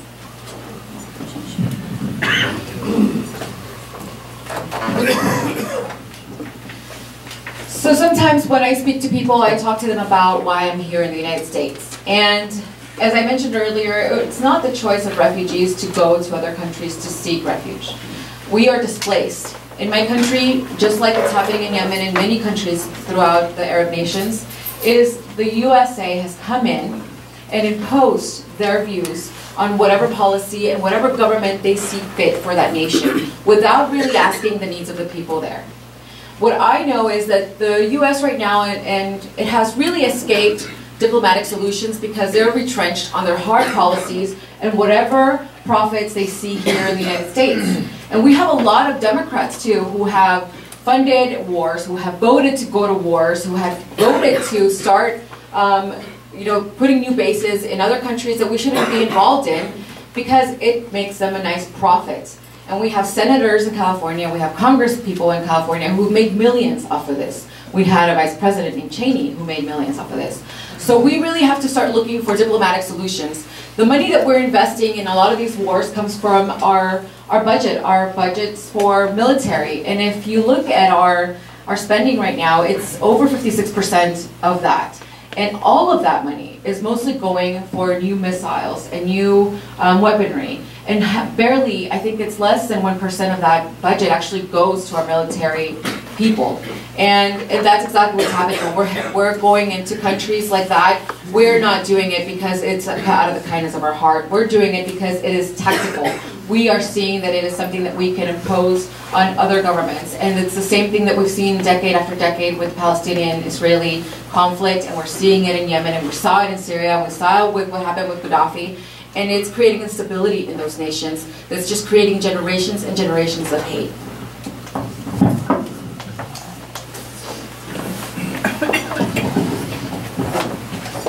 I've worked in all three branches of the U.S. national security strategy.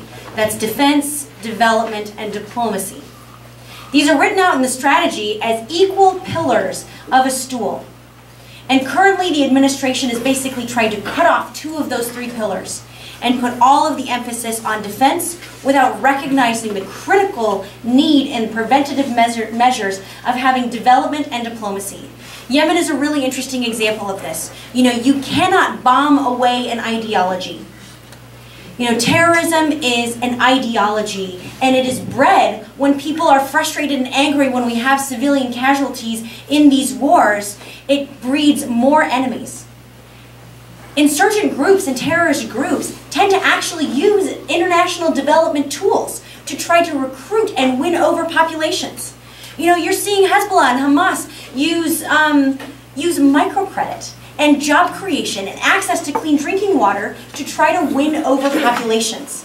So when we come in with microcredit and job creation, access to education, stability and safety measures, it wins over these communities. It creates a stabilizing impact. The challenge is we are not investing at the right level in these areas. When the Trump administration proposes a 30% cut to the State Department, which is already one of the thinnest budgets around, remember the State Department is only 1%. Our federal foreign aid budget is 1% of our national budget. It is a pittance in terms of trying to spread that over the world so that, again, our troops can sleep at home. Every time I went up and negotiated with the appropriations committees, I always ensured that I brought a member of the armed services with me because they fully understood that investing in development and diplomacy made their jobs and their lives easier. Because when we eliminate those tools and resources, it's like asking a hammer to do the job of a nail and it doesn't work.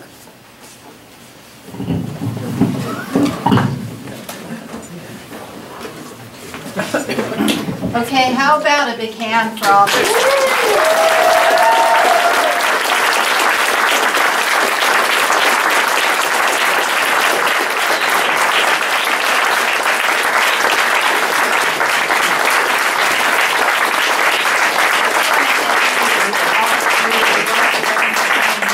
Out here and kind of educating us on your stands on the issues, and gosh, we have 3 outstanding candidates to choose from.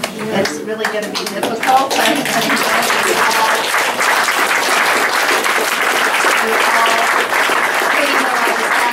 all all the time away from your families, and I just want to thank you once again. And we'll unseat McClintock and.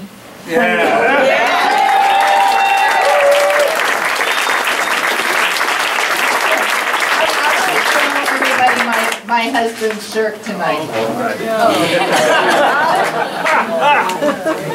it.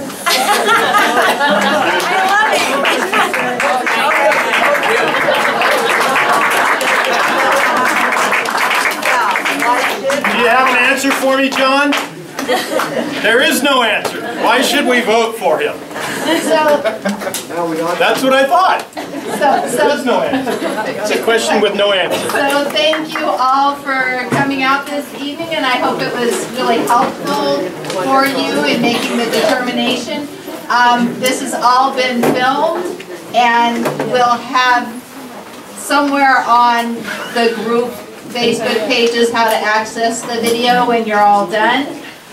If your questions, again, were not addressed this evening, they will have a complete list of the questions that you submitted, and you can reach them via email. I think through your websites probably would be fine. Oh, and I was just handed a note. There was a mention of protesting at Verizon stores. So tomorrow morning at 10 a.m. in front of Verizon in the Vaughn Shopping Center.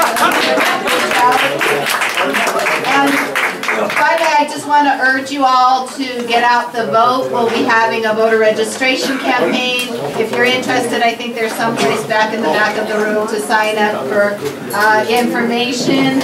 And be safe traveling home. Thank you.